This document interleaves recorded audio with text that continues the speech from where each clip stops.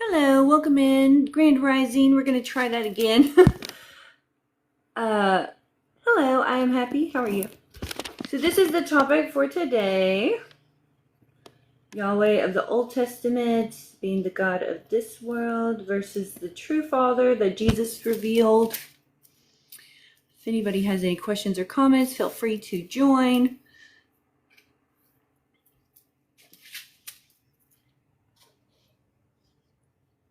I'm going to be going over the many contradictions within the scriptures. We'll let a few more people hop on. And if you'd like to request up, just hit the little, the request box or the little people at the bottom. But there is a lot of evidence that Yahweh is not the Most High God. For one, he received an inheritance, so therefore he cannot be the Father. There's clearly two gods in that scripture in Deuteronomy 32, 8, and 9. There's El Elyon, which is the Most High, allotting Yahweh, an adopted son, his inheritance, which was Jacob or Israel. So, hey Brian, Grand Rising, thanks for sharing the live. So that right there tells you that Yahweh can't be the Father that Jesus was revealing. And now we can explain why, right? Like, I don't know how people can get past that one point of if Yahweh received an inheritance, he can't be the Father because that's not how inheritance works, right? There's clearly two separate gods. And then Jesus gives you many contradictions. He says, you have heard, but I say, right? So we're going to go over those and let a few more people hop on. Thanks, Brian. You're awesome. Sharing the live out. So share the live, tap the screen, send the daily heart me. That helps boost the algorithm so we can get this message out there for more people. That would be great. Oh, repost. Thank you, Jeremy. Repost the live. That's another option of sharing. That helps boost this to the FYP. Hey, Darren, Grand Rising. How are you? And we have a guest. Let's see. Hello. Do you have a question or comment on the topic? Hi. Hi. It says God of this world and the true Father. The God of the world is Satan. Yeah, that's Yahweh of the Old Testament. And the true God is Yahweh. No, Yahweh of the Old Testament represents Satan, the god of this world, and his father, El Elyon, would be the Most High that Jesus was revealing. Yeah. So Yahweh received an inheritance in Deuteronomy, so therefore he can't be the father. But yeah, so we're just going over the many contradictions between Yahweh and the Father Jesus revealed. Like the Old Testament, Yahweh said eye for an eye, but Jesus says to turn the other cheek.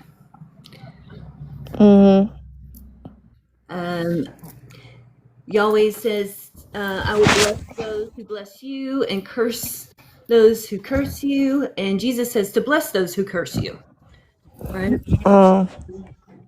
There's just a lot of contradictions there. Hold on. Are you Christian? Not by today's standards, not mainstream Christianity, but I follow the original teachings of Christ. All right. I'm about to get off. Let you invite some more people up. Okay. Have a good day. Have a great day. Okay. We have Sim who wants to come up. Grand Rising, did you have a question or a comment?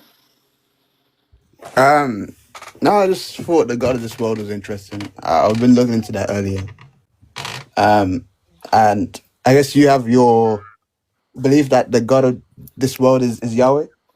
Yes. And then I was seeing it as, the God of this world is Satan. For many reasons, that is. Right. But you'd say that Satan is Yahweh, right? Yes. Yes. Okay. So would you say that there's two creators? There's a creator, like a source creator, right? That's the Most High God. And then Yahweh, there's actually two creation accounts in Genesis. Yahweh Right. took what was created, and if you look at the root word, he formed his creation from the existing creation. So that would that be Genesis 2:7? Are you talking about? I'm not sure the exact scripture, but Genesis 1 is the original creation, and Genesis 2 is the formation. Right. Hmm. Yeah, I'm aware of that. Genesis 1:26, where God said, let us make man in his own image. And then Genesis 2:7, where, there was a second man made, or a tiller man, as the Bible says, made out of, made from the dust of the earth. So I guess I hear what you're saying there. So you're saying that Yahweh made the second one, and then the Most High made the first one. Yes. Okay. Yeah. And the Most High gave Yahweh an inheritance in Deuteronomy. So that tells you right there that Yahweh is not the Father. So what scripture would that be? I'm quite intrigued by Yeah. your Deuteronomy perspective. 32, 8, and 9. If you go back to the original Hebrew, you can see that there's two separate deities.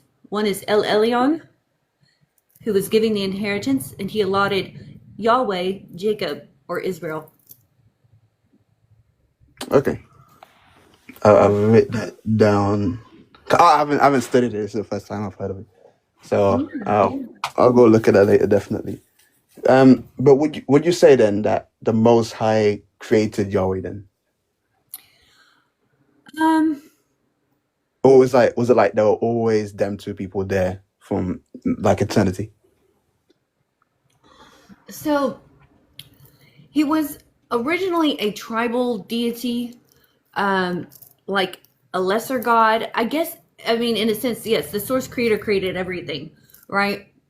Like if you follow Gnosticism, they say Sophia created Yaldabaoth, which is the equivalent to Yahweh of the Old Testament, out of ignorance. And so you have to read that esoterically, but basically, I believe that means the material realm. Sophia represents the mother, the matter, right?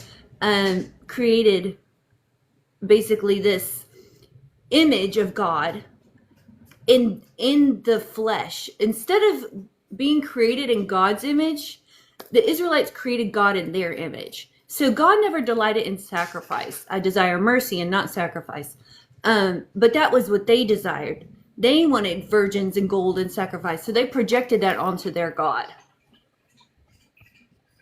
Does that make sense? Okay. So it's more of I like a man-made creation of the Most High. But it's not, because if you look into where it originally started, scholarly consensus agrees that it was a war and storm god from Edom or Midian that then merged with the Most High.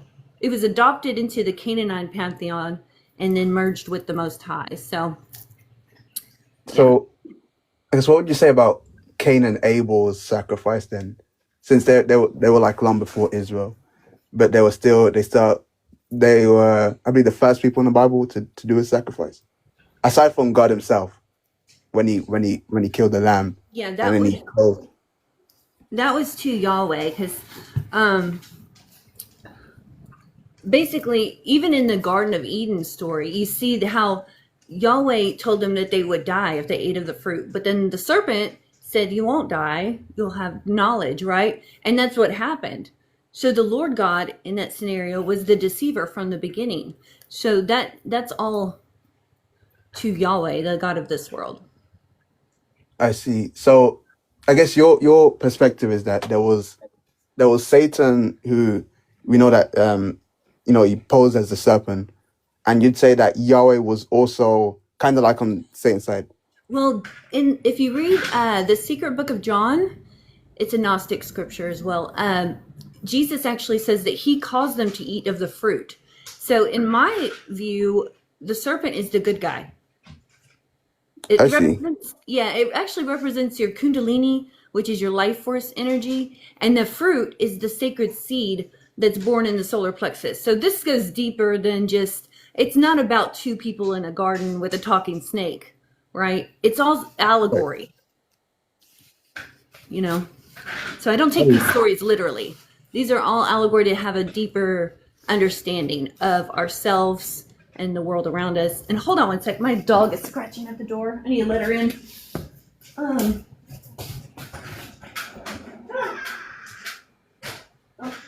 never mind. Another one went out, so she stayed out. Okay. Mm. Anyways, does that make sense? I hear your point of view. I'm just very, because this is the first time I've heard of it. I've heard of Christ consciousness before, but this is the first time I'm interacting with someone like you. So I just got a bunch of questions, right? So would you say that the tree of life in the garden was Jesus then? Well, yes, but it also represents you and your spine. So I I don't know if you're familiar with Kundalini.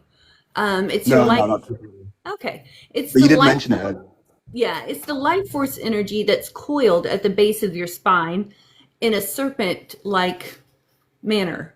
So that's why it's called the coiled serpent, right? This is something that lays dormant until it's activated. And so he was bringing that knowledge of the self, of the Kundalini, of their life force energy.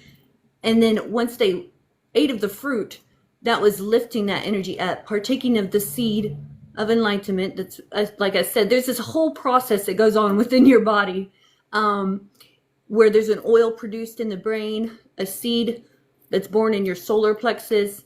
And then if you retain that by not indulging in sexual activities, fasting, meditation, breath work, stuff like that, you can raise that back up and it brings enlightenment. You can have a Kundalini awakening or some type of encounter with the divine. So that's what I basically teach. But this is this concept here, the OT, OT, Yahweh, and the Father Jesus revealed, I believe is fundamental in like your awakening process. This was the first thing that was revealed to me when I left the church and started seeking answers for myself. So Oh, so you'd say that you used to be like a traditional Christian before, and then so how did your process of enlightenment come about after you left Christianity? yeah, like I said, this was revealed to me, and also the Bible was complete at the destruction of the temple in 70 AD. And so after I had those revelations, I had a Kundalini awakening. And I didn't even know what was going on. I had no knowledge of this. It was a spontaneous awakening. I went to the church to tell them what happened to me because I knew it was the Holy Spirit. The Holy Spirit is also that life force energy. It's your breath, the Ruach. So yeah, after that, I left, like I said, I left the church, started meditating every day, seeking out things for myself, and had another Kundalini awakening a couple years ago. But yeah, it's all just been about Christ consciousness, like you said, finding that God within you, and then embodiment. Because Jesus wasn't coming to like, he didn't die for our sins. The narrative they give us was not his true purpose, was for liberation. He was trying to dismantle the old temple system, tell you your body is the temple, right? To go within, seek ye first the kingdom of God. He said the kingdom of God is within you. So Right. that's the foundation, kind of much of what I've experienced, and now I'm embodying and teaching as well. I guess in that regard, the kingdom of God is in you. That's also very biblical as well, because that's obviously you get that from the Bible. I believe you had a verse there as well, Luke 17:21, and it's just repeated all throughout the New Testament. Paul said it so much times. Like Christ in you, the Right. hope of glory, or this treasure all this gold in earthen vessels. And I believe you've read the Old Testament and you know the significance of gold in the temples, because gold represents deity when you look at it in the Bible. So when Paul's saying, you have this treasure in earthen vessels, he's talking about God. It's God, Christ in you. And that's what Jesus came, of course, to bring back, at least from a Christian's perspective. Because obviously I don't know too much about Christ consciousness, but from a Christian's perspective, it kind of checks out from my side. That's what Christ came to do. He came to restore essentially all that Adam lost, because Adam lost that fellowship, that connection with God. And Jesus, being the second Adam, he came and restored that. That's why he could say, the kingdom of God is within you. That's why then Paul could come and say, it's Christ in you. And even in 1 John, John says that now are you the sons of God, not you will be, or you're going to be the sons of God. He says, right now. And I see it as Jesus had to come and do all of that so then we could then get to those things today. Otherwise, and obviously you have to, like a revelation, you have to get understanding of it. Otherwise you'll just be walking around and you don't know who you are. But even it's written there that it says, now are you the sons of God. It's Christ in you, the hope of glory. That's the Holy Ghost. That's God in you.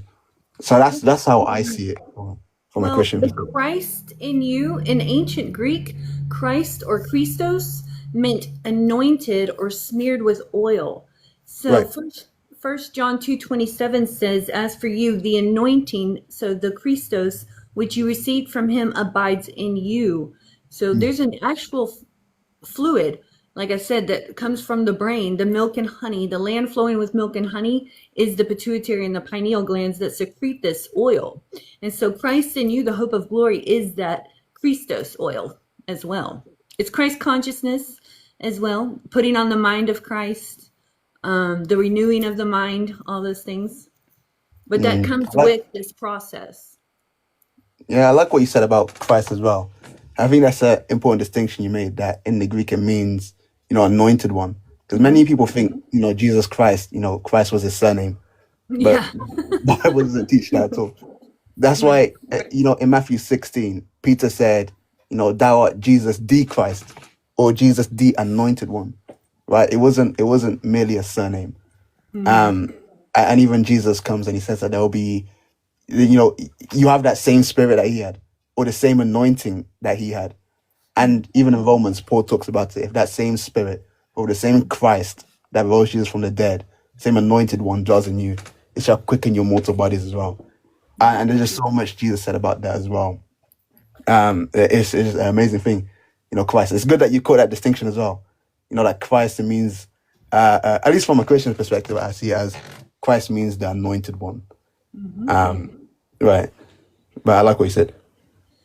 Awesome. Well, do you have any other questions? I have a few more guests wanting to come up.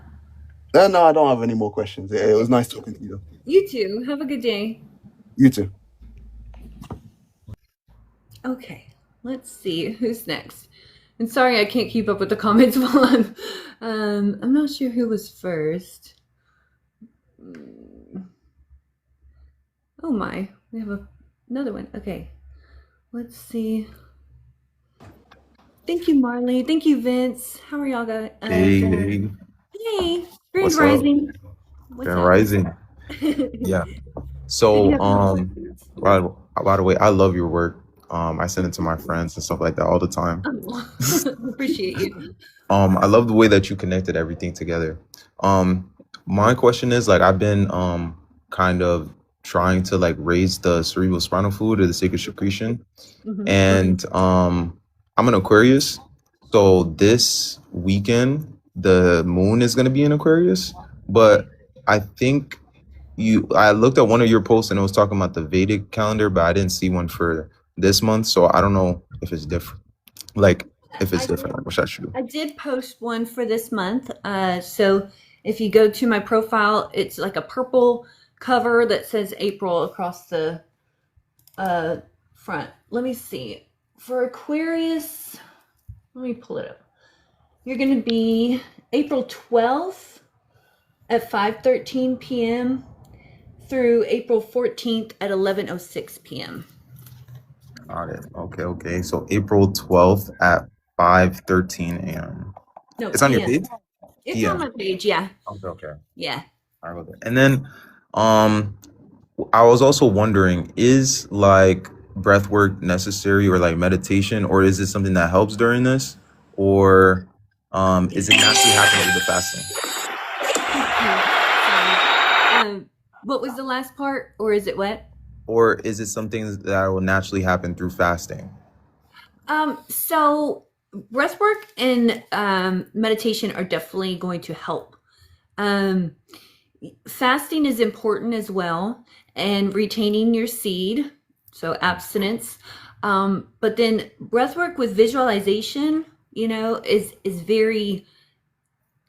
I mean, I do. I personally recommend it, and anything that's going to help raise your vibration as well is going to help raise the oil. But that to me is a key part of it. Because if you can visualize that energy flowing up and down the spine with each breath, that's going to help it cycle and help you raise that oil. So I have different techniques on my Discord. I'm not sure if you're on my Discord, but if you go to the Sacred Secretion channel there, I have videos, I have yoga, I have breath work, I have meditations and stuff that you can use to help. Okay, definitely hopping in the Discord then. Yeah, it's Definitely linked in my hopping in. bio. It should be updated. I'll check it right now, but yeah. Okay. go And ahead and then check. another question. I kind of joined this live a little bit late. Um, Mhm. so I think you were telling your story about like how you had your Kundalini awakening. Yes. Did it happen spontaneously for you, or like were you like fasting or So the first experience I had with Kundalini was spontaneous. The second, I was already practicing meditation and breath work and stuff. And then it was my first time consciously honoring my sacred secretion. So then I had a Kundalini experience then, and I was on a little bit of plant medicine at the time as well. So I think like just everything combined, yeah. But based on the lifestyle I was living, like and still am, like I think that I was raising my Christ oil each month without actually like meaning to. It was just yeah? because of the clean lifestyle, the meditation and all that. I was already doing it without being aware of it. So once I consciously, like I was fasting for 6 days and I realized that my sacred secretion lined up with my fast. So I extended it and just kept going and then had my Kundalini and my second. So yeah. Oh, cool. So how long were you like practicing before you had the second one? Or is it kind of hard to judge because you couldn't really like you were just doing it without knowing? Right. I think I was doing it without knowing, but I would say like based on my lifestyle for probably about a year, I had switched from like your normal American diet to a pescatarian. So I was only eating fish and only raw organic fruits and vegetables, nuts and seeds. I was meditating every day, you know, which is still something I practice daily. I was practicing breath work occasionally, yoga occasionally, stuff like that. So I think just based on the lifestyle I was living, I was probably doing it without realizing it. But once I put in a conscious effort to do it, I had, and I had felt something within me like vibrating at each chakra, and I couldn't explain it. I didn't know what it was. I was like looking on Google, like, what is this like feeling? Yeah. Yeah, but I think that was the Kundalini activating. And so you can feel it as well. Some people feel like a swirling sensation, some people feel heat or a vibration. So it's also that you can, Are you they know. so when it was like your Kundalini, is it different compared to like the heat or the vibrations that you felt in meditation, or were they kind of familiar to you, or was it like more intense? No, the Kundalini was like I don't know, electricity like shooting up the spine. Like I spoke telepathically with the Holy Mother. She came in the form of Hecate, and then she integrated with me. So it was like this whole ordeal. Like I was outside under the moonlight chanting and singing and dancing, because I'm on a little bit of plant medicine. Yeah. And then and then I had this whole encounter. So with the mother. So it was It was intense. My That was first one was still with the mother, but at the time I didn't associate the Holy Spirit with the Holy Mother. But I had just like this white light, iridescent diamond white light beaming from my heart, but I instantly knew that it was the Holy Spirit. And both times it was just like pure bliss, euphoric, amazing. Yeah. okay. The first time, like, were you looking into these kind of things when it just happened, or did like these things kind of find you more after? Because I know kind of like with the stuff, like there's like hints and signs of it that you see like throughout your life that I feel like kind of guides you to it. But like, I don't know. Yeah, no, I was seeking answers that I wasn't receiving in church. So I had the revelation about Yahweh being Satan, and I had the revelation about 70 AD being the fulfillment of the book of Revelation. So after that, it was kind of like confirmation. Like the Holy Spirit was like, yeah, you're on the right path. And she gave me this sign, you know? So yeah, I think that there's stages to this awakening. You know, it's like the historical, like kind of like surface level understanding. You know, you come into that knowing, okay, the Bible is false, and how we, you know, the narrative we've been given is false, right? And Right. then you start practicing, like, and the lifestyle changes and things to align. So yeah, it was kind of gradual, you know. Okay. That was 7 years ago, my first awakening. So this has taken time. And then the second one was about 2 years ago. Okay. Do you think that maybe that's why it makes sense that they like put fluoride in the water? Because like if you were fasting Oh for yeah. 3 days and then you only drink water, but then there's fluoride in the water, like Yeah, I drink distilled water. That's what I recommend. Distilled water. It's the purest. Um, yeah, the fluoride in the toothpaste, the water. It's even in like tea, like your normal sweet tea or unsweet tea that you get. So you have to be really careful. I drink herbal teas. Um, yeah, okay. and there's ways to decalcify that. You know, you can do blue lotus tea, Ormus gold. I just updated the links for the Discord on my profile because they were out of date. But yeah, so And then after you had your like well, the first experience, what compelled you to like teach and tell other people? And like how did people, I guess, like in your family or your surroundings receive it? um, actually, I didn't teach for a while. It was a few years, because like people around me didn't accept it. My church, my family, everybody thought I was nuts. So it took a while. Whenever I found other like-minded individuals online teaching it, and they kind of like, I started like enrolling in their courses or their meetups and stuff, and then they were encouraging me to speak my truth and tell, you know, about my experience and stuff. So it took a few years. I think it was at the end of 2022 is when I started teaching and sharing. But yeah, it took a while because it has to integrate. You know, it's kind of like something you got to process, and I didn't really know exactly what had happened. Right, I knew I had an encounter with the Holy Spirit, but I didn't realize it was a Kundalini awakening till later, till I put the pieces together. You know. Yeah. I don't know if you went into detail before, like, what it was like when you seen the story, but can you describe like what it was like when you seen the Holy Mother or what she looked like or some of the things that she told you? So it was not a visual; it was only telepathic communication. Yeah. So I didn't see anything; I just heard it, and I had no real knowledge, like besides the basic of who Hecate was. Um, and so she is an incarnation of the divine feminine, the mother. And so basically out of nowhere, like I'm outside, like I said, like I could hear the song of angels singing, and it was so loud that all I could do was like start singing and chanting and dancing along with it, you Yeah. know. And I saw everything in nature dances and sings to this song. I found out later it's called the Song of Sophia.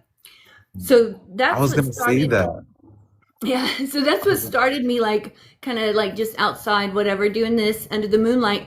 And then I just started chanting Hecate out of nowhere. I had no, like, it was just this thing that came over me. And then that's when she came and integrated with me. And she didn't tell me anything like else, basically, that she just wanted to, like, I felt a pressure right here at the base of my neck, which is like the medulla oblongata, the mouth of God.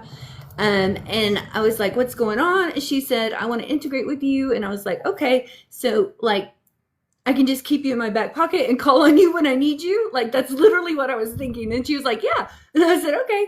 And it was just like the most confidence, powerful, like I said, euphoric experience. Like, I just felt immediately like a shift in my personality, like almost like, I don't know how to explain it. Like just, I don't know, because at the time I was like 5 years celibate. Now I'm like 7 years celibate. But I felt like her energy within me, like more feminine, more, you know, like, anyways, it was just a really cool experience. Gotcha. Another thing I was gonna ask during your story, if I know you heard Hakate's name, and I think you were saying that you had never heard it before. So afterwards of like having this experience, did you like go up online and like look up Hakate's name to be like, oh my God, Oh, yeah. what this really happened? Yeah. I had heard her name before, but I just didn't have a lot of knowledge of her. But yeah, and you know, I've heard other people's experiences with deities that are coming through, like with different encounters. I think it's just the collective is now ready to step out of that role of externalizing God and like the embodiment of the gods. So that's why like Buddha will come to people, Jesus, Hecate, and others. So Krishna. So I appreciate all the questions. Did you have anything else? There are quite a few people That's it. in the queue. I appreciate you. Okay. Thank you. And I'll see you in the Discord. All right, thanks. Bye. Okay. Hold on 1 second. Let me turn the AC down. I'm a little bit warm. Okay. There we go. Turn that fan on too. All right. Let's see who's next.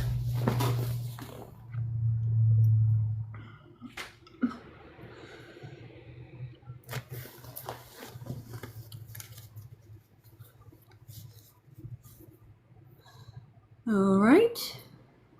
I don't know if it's going to accept.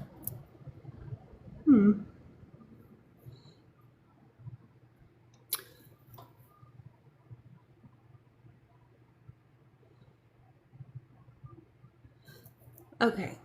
I'm going to scroll up and try to get caught up on some of the comments. I usually answer like every comment, but with somebody being here on the guest box, it's hard to keep up.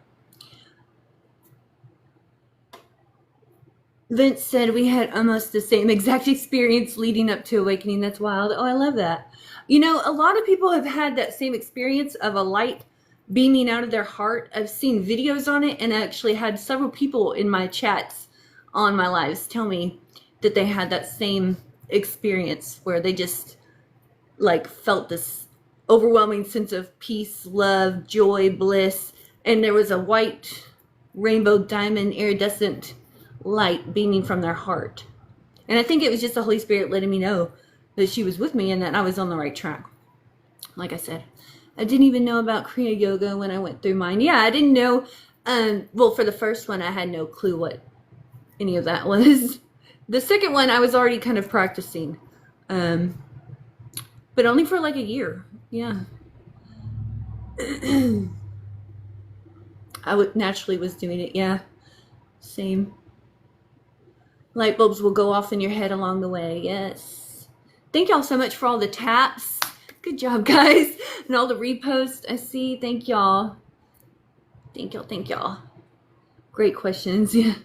Okay, so I tried to get 2 of the guests to come up. I'm going to accept the next one. This is waiting for guests to join. I don't know why they're not joining now.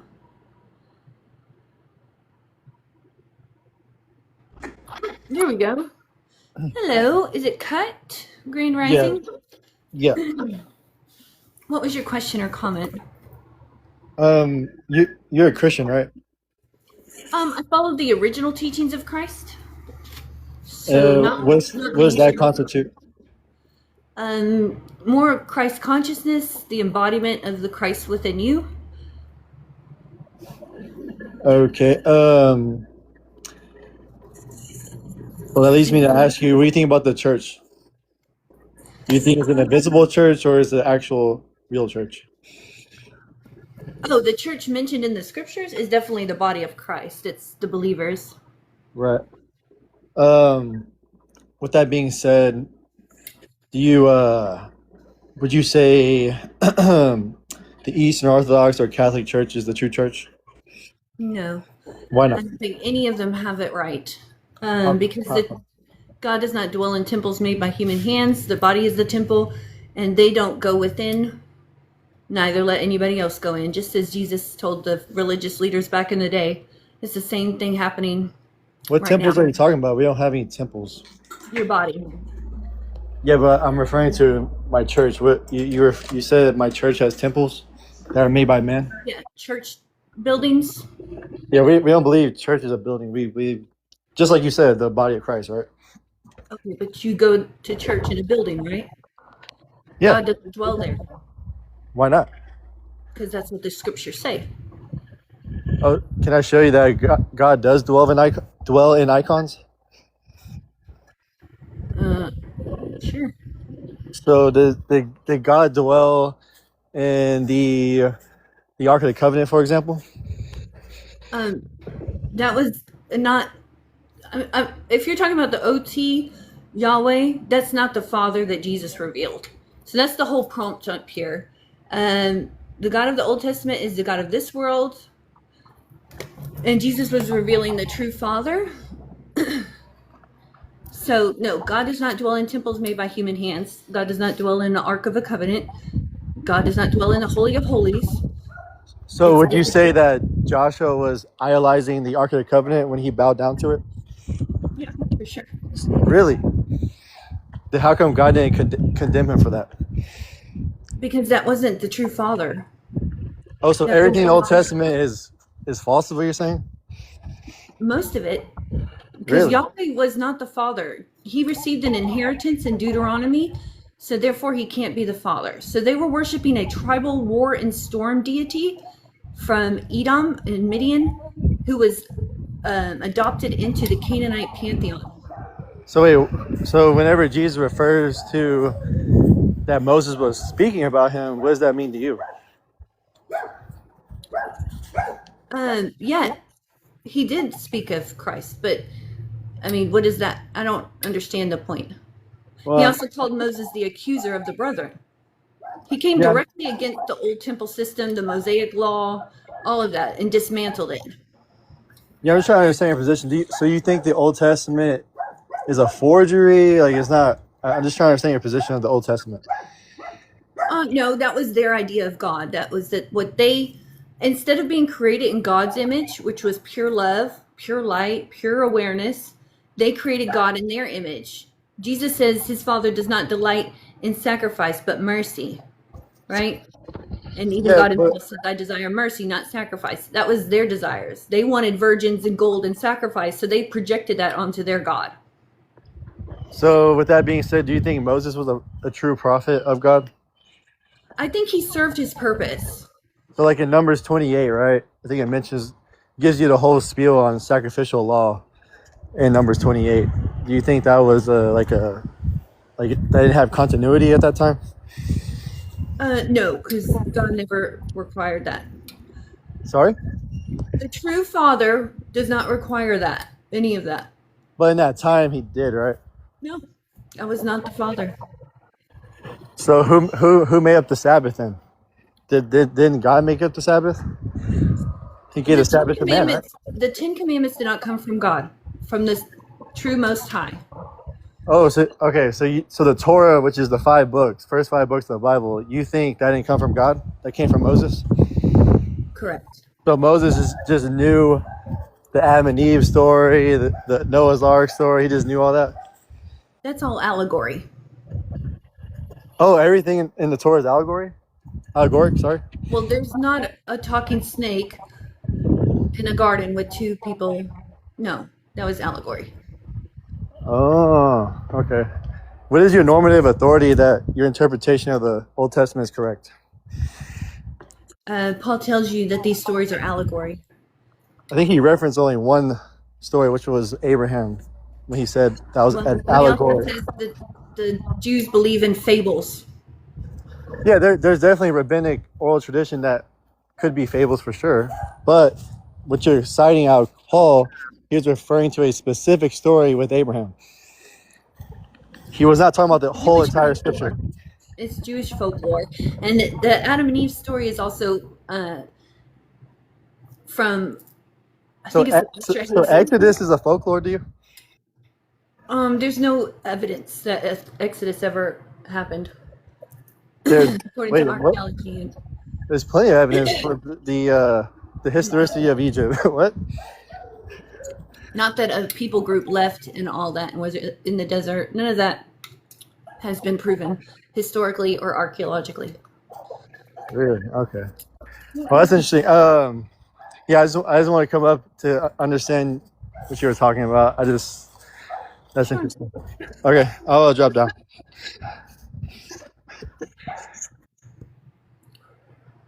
All right.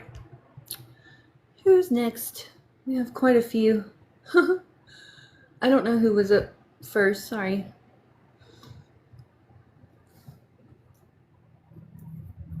I've been waiting a while. Okay. I'm not sure who I accepted, but I'll try to get you next.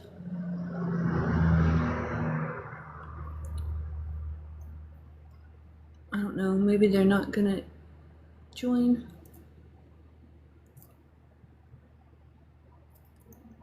There you go. Grand Rising.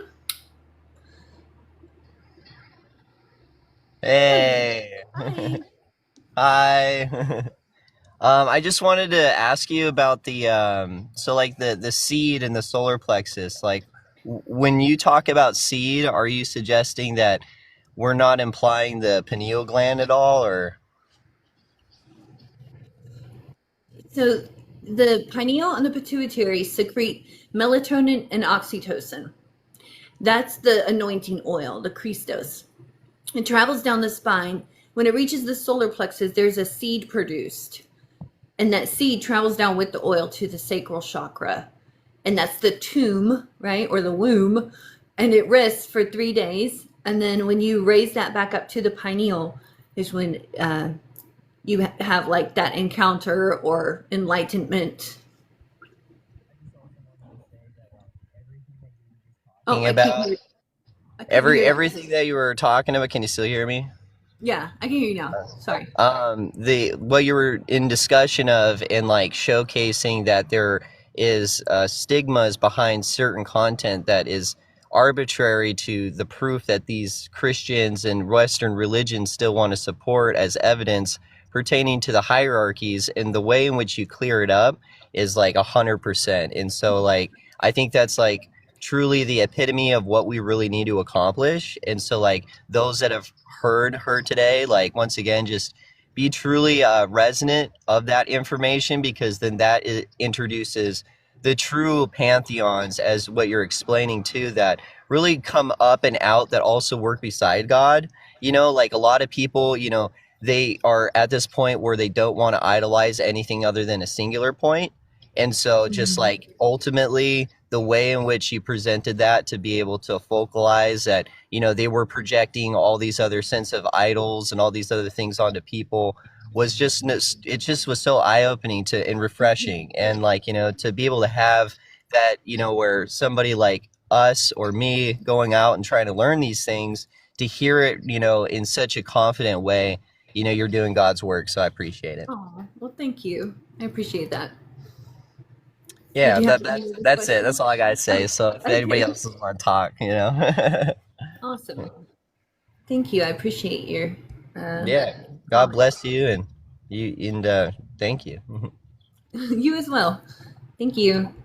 Have a good day. You too. Okay. Oops. Let's see who's next. And if anybody else has any questions or comments, feel free to request up.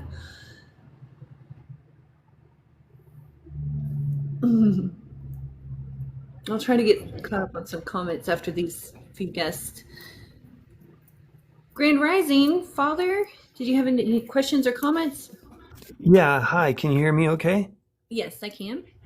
Oh, so bless you so much. This is so funny. Like, it's just a quick comment. I'm at work right now, so I don't have a lot of time, but I just wanted to give you some support and say that I am probably 61 years old, and my entire life I've considered myself a Christian, but what that meant to me was something completely different than the Bible. I feel the presence of Jesus and that kind of original energy and that kind of thing in my life, and has been with me and helped me so many times. But I almost jumped out of my chair when I read your background, because it's like on the one side, the law and control and the separation. And that's something that, just doesn't jive for me. And it's been getting worse and worse the older I get. And then when you said Hecate, I just about jumped out of my chair again, because I've had Hecate has, for some reason in my life, I have no idea why she chose me or what the story is, but she's just kicked my door down. And it's been really an undeniable presence in my life, so much so that I have a little altar to her too in my house. Wow. And the thought that you can, be part of these presences and that you can acknowledge all of them just makes so much sense. And I've never had a good time with the separation from God and the law and control and all of that kind of thing. I mean, I think I could make a really good case that Yahweh, that God, was actually an Anunnaki prince assigned to that area. And, and then the legends and the stories are all about that Anunnaki prince assigned to that area. And it's all history, maybe, who knows? I don't know. But theoretically, I'm a Christian, and I go into these little witchy stores, and I'm just so comfortable, and I'm so, happy and so whatever, but I'm not a witch, But just the idea that all of these things could be legit, and that there could be other people out there that feel the same way that I do, that it's just that connection to this overall creative force, that just ebbs and flows within all of us. And these other pieces can be a part of that without having to feel guilty or having to feel awful, and having to make all of those questions, like, my dad was such a good man. How could he be in hell now? He didn't know God on that level. Just these things just don't make sense. So I just wanted to say, bless you, kiddo. You're amazing. Thank you for that. I'm sure you're going to get a whole lot of people that are locked down in their dogma, and they're going to be like all over you on a live like this, like, oh yeah, well, is this fake or is that fake or whatever, kind of stuff. But there are definitely other people out there who, I personally followed you immediately, and I will continue to follow you just because I was like, oh my God, there's somebody else in the world like me. Well, thank you. I appreciate that. Yeah, so all of these archetypes, these gods and goddesses, that's how I look at them, as archetypes that we can embody, right? And there wasn't like Jesus was basically coming from all cultures, and so he went to the Egyptian mystery schools, he went to the Zoroastrians, who were the three magi, he went to the east to study in Tibet and Hindu and Buddhist temples. So he was combining all these things. So that was his message, was that, right, if they're not against us, they're for us. It's just like, this is the same story told throughout all language and culture. Yeah. Just a different pantheon, basically. I totally agree. And I think with the archaeological finds that they've found lately, Göbekli Tepe and things like that. I mean, we just have to really reanalyze everything that we think we know. And then if you look at the old stories, Babylonian stories, and you look at, other stories from other cultures, and you start to see these massive similarities all over the place, you have to, you just can't say something is just the word of God, and that's just the way it is because it is, and it's a book that we know isn't even complete. And all of this stuff really hurts me to say, but it's the kind of thing that just has been really weighing heavily on me lately, especially with the appearance of Hecate. That just knocked me for a absolute loop, but it's undeniable. And I'm like, oh my God, what's happening? What's happening? What did I do? How did she pick me? What's the story? I don't understand, and it just makes you feel guilty and whatever. And then you just realize it's not such a bad thing. And you don't know what's going on, but you just kind of go with it. And if it doesn't feel bad in your heart, if your heart is pure and it doesn't feel bad, then you should be okay, Mm-hmm. Yeah, for sure. It's just that Christians and the church, they put God in this box and say, this is God. It's like, my God is much bigger than that. My God is the Right. creator of all things. He's in all, Yes. above all, and through all. But then they put things in the Bible like, if you twist the scriptures, you're going to hell, or, this is the infallible word of God, when it was written by men, clearly, Right. So, And much more forgiving and much more powerful and much more loving than, this separation, this sort of forced separation. And then also just throw down for the ladies. I mean, it's like, why has the whole feminine been removed from all of these, yeah. Religions and it just, it's so obvious kind of what's going on here. And, and I don't want to get into any, the whole men versus women bashing each other really, really, really hurts my heart. I mean, it's just like, it's just a so counterproductive thing. But really the truth of the matter is that, women have been removed from these religions and they never should have been. And so I just wanted to say thank you. You're awesome. And I hope that you have a great, great life. Thank you. You as well. Have a good day. Thank you Thanks for so coming. much. Okay. That was an awesome guest. All right. Let's see. We have Coco. Welcome in, drummer. I see you joined. Sophia's story was so neat. Yes. Yeah, so they took out the Holy Mother, which is the Holy Spirit, right? The Holy Spirit, if you look at the words, the original Hebrew and Greek words, they're all feminine. Okay, the Ruach HaKodesh and Hokmah. Oh, thank you, drummer. That was beautiful. Thank you all for the gifts. If I didn't get a chance to thank you because I had a guest up, and thank you all. I know Ashley sent a few. I'm not sure exactly who else, but thank you so much. Thank you, Father. What is your full name? I can't see it all. What does it say?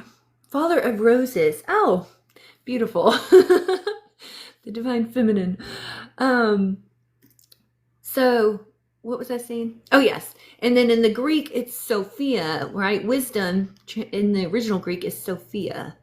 So they left out the divine feminine and then demonized her, calling Mary Magdalene a prostitute, like the number 13 is the divine feminine, and they've demonized Friday the 13th. They took out the 13th month of the year and gave us a 12-month solar cycle. Solar is masculine, lunar is feminine. It follows the women's menstrual cycle. Anyways, I could go on and on about that, but let's see. I guess Coco didn't want to come up. We have one more. Shane. If you have questions or comments, feel free to request up. Let's see if Shane will accept. Hey, Illuminate. Thank you for the heart me. And I will try to get caught up on some of these comments. I'll scroll back up a little bit. Oops. Okay, I guess he's not going to come up either. Thank you, Seeker. Thank you, Father Roses. I appreciate the heart me's. That helps boost the algorithm. So if you haven't sent the daily heart me, please do so. Tap the screen, repost, share the live. Let's get this message out there. Thank you, guys. I appreciate all of the love and support. Right? They put God into a book and kept him there. Exactly, Wayne. They've externalized God, right? Instead of internalizing God. And Jesus says, the kingdom of God is within you. Seek ye first the kingdom. So you got to seek within yourself. He said to ask, seek, and knock, and the door will be open. That door is the door in your mind to the inner consciousness, the pineal gland, right? Your third eye. He said to take no thought. When you take no thought, right? Meditate. He also said to be still and know. Go into that closet and shut the door. It's not a literal closet. The original Greek says inner sanctuary. You go within and you turn off the senses. That's how you shut the door. Let me see if there was any questions in the comments here.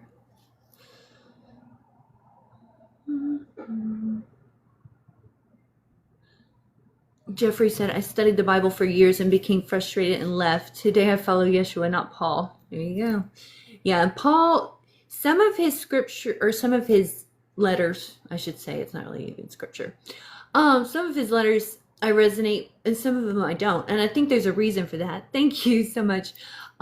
Because for one, I mean, he didn't ever meet Jesus, right? He's had a vision of Jesus and was then said that he received these downloads, I guess, revelations of Jesus.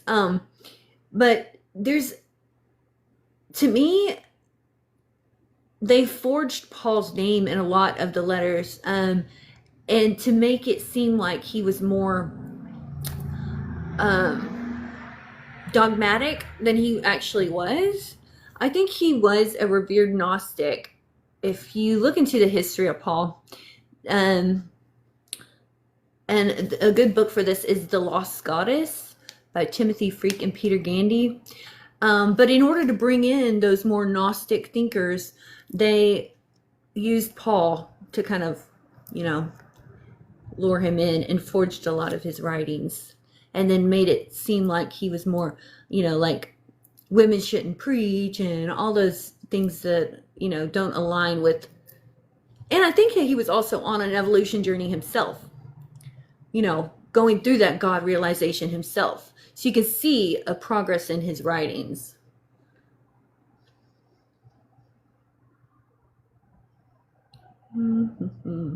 Okay. It says I have 33 new comments. Let me go down to the bottom. 33.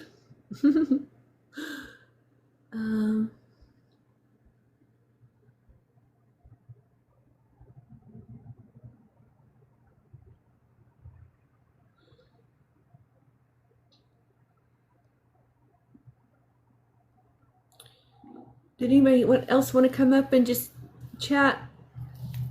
Ashley, drummer, if anybody's available, they can request up as well. If you had any.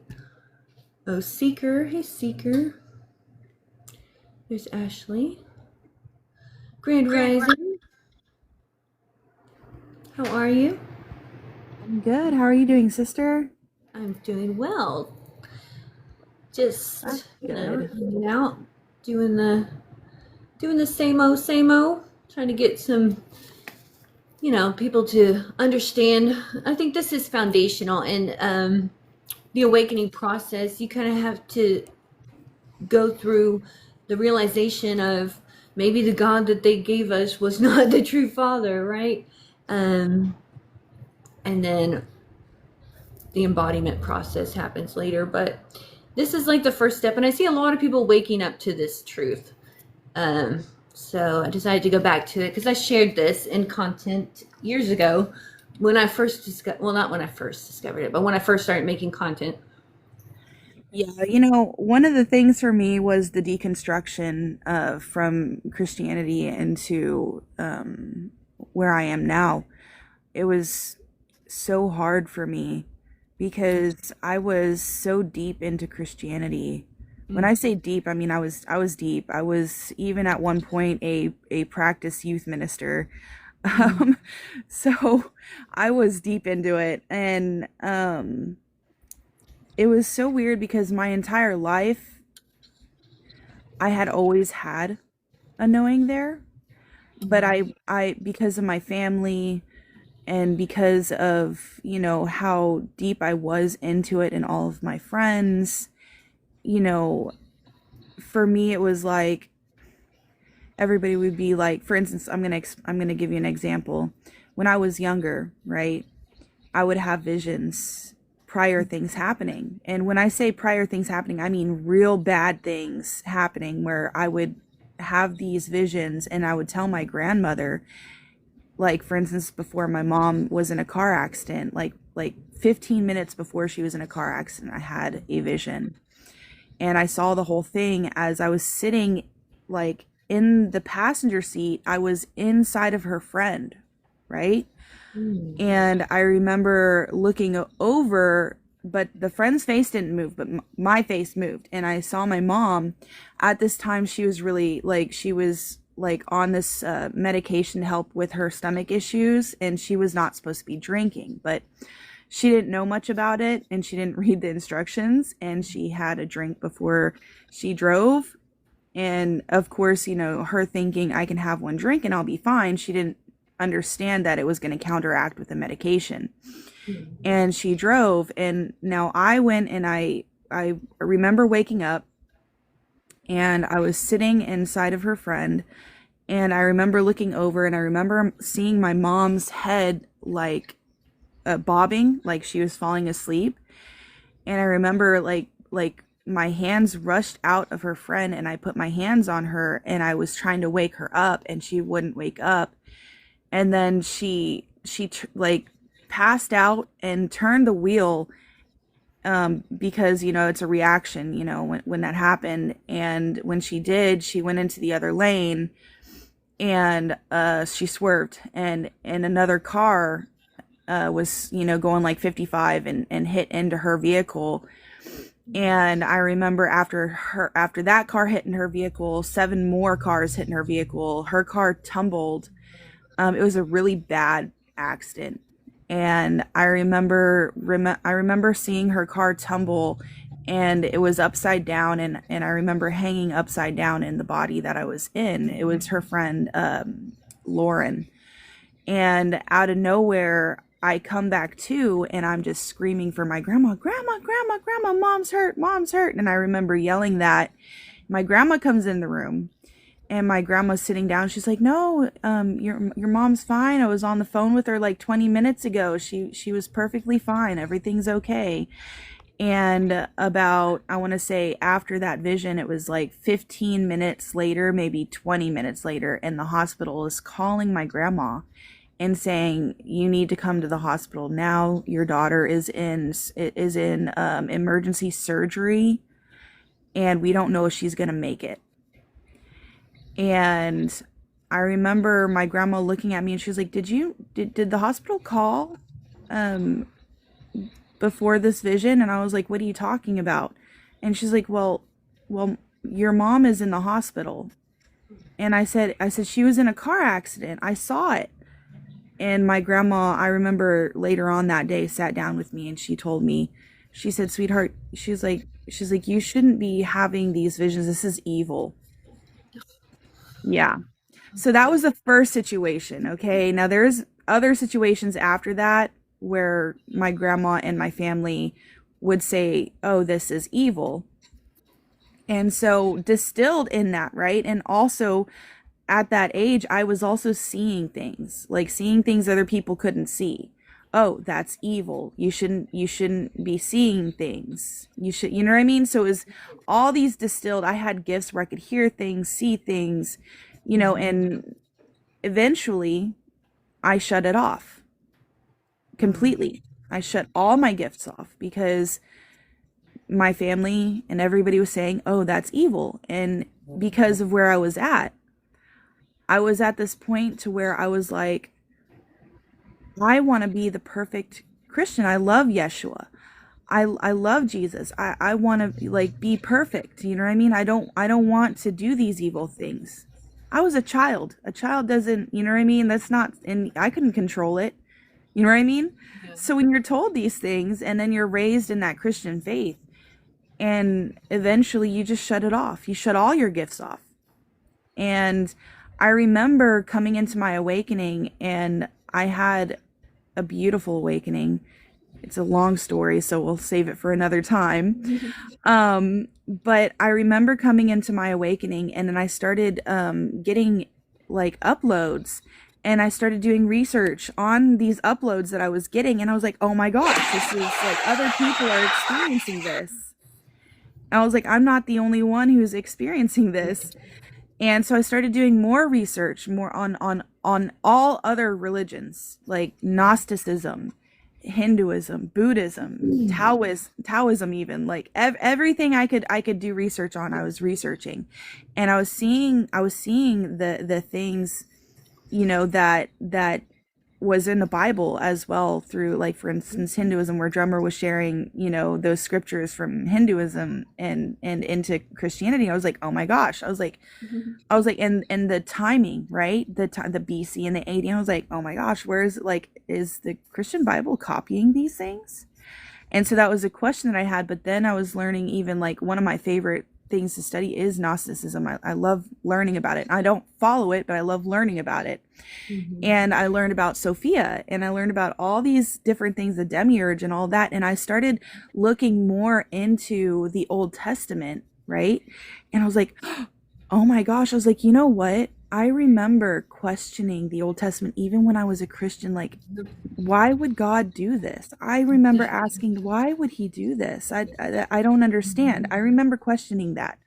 And I was told, oh, don't question that. That's evil, because he's an all-knowing God. He knows what he's doing. And he's one of the biggest things that Christians always say, this is what my pastor told me. Oh, because he's God, he can do those things like Sodom and Gomorrah and Noah's Ark, and when he asked Moses to go in and kill all the Canaanites. And I'm like, okay, it didn't register, but I went along with it because why? Because I wanted to be that devout Christian, and I wanted it so much. But then when I was in the Christianity faith, I was depressed. I was not ever happy. I never understood why, because I would pray, I would call out to God even. And it got to a point even where I would call out to God and I would say, just take me home. I'm tired. Right. And I remember that. And then I look at it now, to where I'm at now. I never feel depressed. I'm never unhappy. I'm full of joy and life, and I love everything and everyone. Even if you're the cruelest person to me in the world, I still love you. And it's when I was a Christian, it wouldn't be like that. I didn't have that love like that. And I look at it now and I'm just like, oh gosh, I am so happy that I have found the Christ within me, because I now know who I am. And that is probably one of the most beautiful things to me. But I love everything that you teach. I've watched your videos. I share your videos because I'm like, wow, this woman, she is on target. Thank you. It means a lot to me. I never got the answers either. Like when I was in church, and I wasn't deep in the church like some people, because of the fact that it never made sense to me. I was a Christian, for 33 years of my life. I went along with what I was taught. But when I would ask questions, oh no, we don't believe that, or that doesn't, no, God was different because, after Jesus came, he forgave everyone. It's like, what? But God is the same yesterday, today, and tomorrow, right? Like, how does he change? I wasn't getting the answers that I was all asking. Those questions I asked that you just asked, right? I asked those same questions, but because I wanted deeply to be such a devout Christian, and because they said that you could not be close with Yeshua if you are not a devout Christian. They would tell me this, right? And it would break my heart, because I would be like, okay, I'm doing so bad because I'm having these questions. I need to stop asking these questions. I need to stop questioning the Lord and all of this, right? I need to stop questioning the Bible. And that's where I was at. That's how deep I was, is that I would push it all away just because I wanted to be so close to Yeshua. That was all I wanted. And now where I'm at now, I'm so close with Yeshua. I love his teachings. I love learning about, everything that he had done in life. But then I also understand it's okay to also understand like Sophia and the Holy Spirit through like who Sophia is. And I love just learning things and gaining the knowledge that I've gained, because it has brought me so close to source that I have literally gotten to walk in beautiful places with him in my meditations. It's like I'm taken out of my body and I enter these places, and I know I'm not in my body. I know I'm not, because I'm sitting up meditating, but it's almost as if I'm not in my body. And I'm in this place. I feel it physically. I smell things. I hear things. God's source's voice, God's voice. How Christians say God. I like to say source. The source's voice came to me in thousands and thousands and thousands and thousands of whispers, right? But it was one powerful, loving voice. So it is thousands and thousands of whispers. And it was so powerful, it was almost like thunder, but it was loving and kind and gentle. It was an amazing experience. I love that. Yeah. I've had similar experiences where I've been taken out of my body. It feels like, I remember one time I laid down at like my lunch break just to like catch a quick nap. Hey, Benita, thank you for the gifts. Grand Rising. Hello, Angie. Welcome in, guys. And like, I felt myself sit up into meditation pose, because I was like, oh, God's taking me somewhere. Like, let me see what this is about. And like, so I sat up and I was like, wow. And it was like almost like the beginning of the universe. I was like being shown like the blueprints and like how it all started. I was like, whoa, like planets and stars and things being made. And then when I came out of it, I was still laying down. I was like, no. I consciously sat up and like got into meditation pose. It was like, so that was pretty cool. Yes. But I can't leave my body at will, but I have had other experiences with astral projection as well. It's just something that happens spontaneously, Yeah, that happens with me too. So I have something called narcolepsy and cataplexy, right? I was injured at 17 and I had gotten this, and I was a very devout Christian. And so that was one of the things that I had always seen as a curse. I was like, why did this have to happen to me? Like, why is this going on? It was so hard for me to understand and everything, right? Well, now I don't view it like that, because let me tell you something.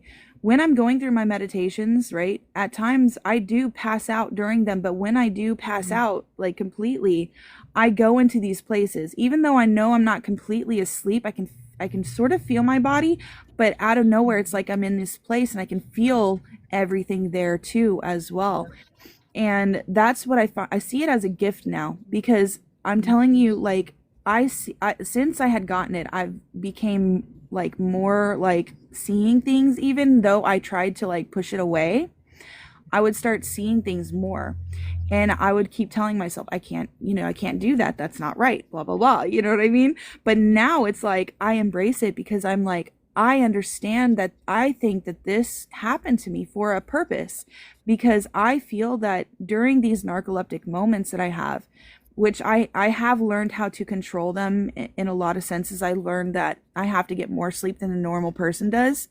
Like, for instance, a person only needs like maybe 9 hours of sleep. Well, I may need anywhere from 10 to 12 hours of sleep just to get, able to do things in life and be able to like, drive and stuff. Because I will not drive if I'm feeling tired at all. That's not a good thing.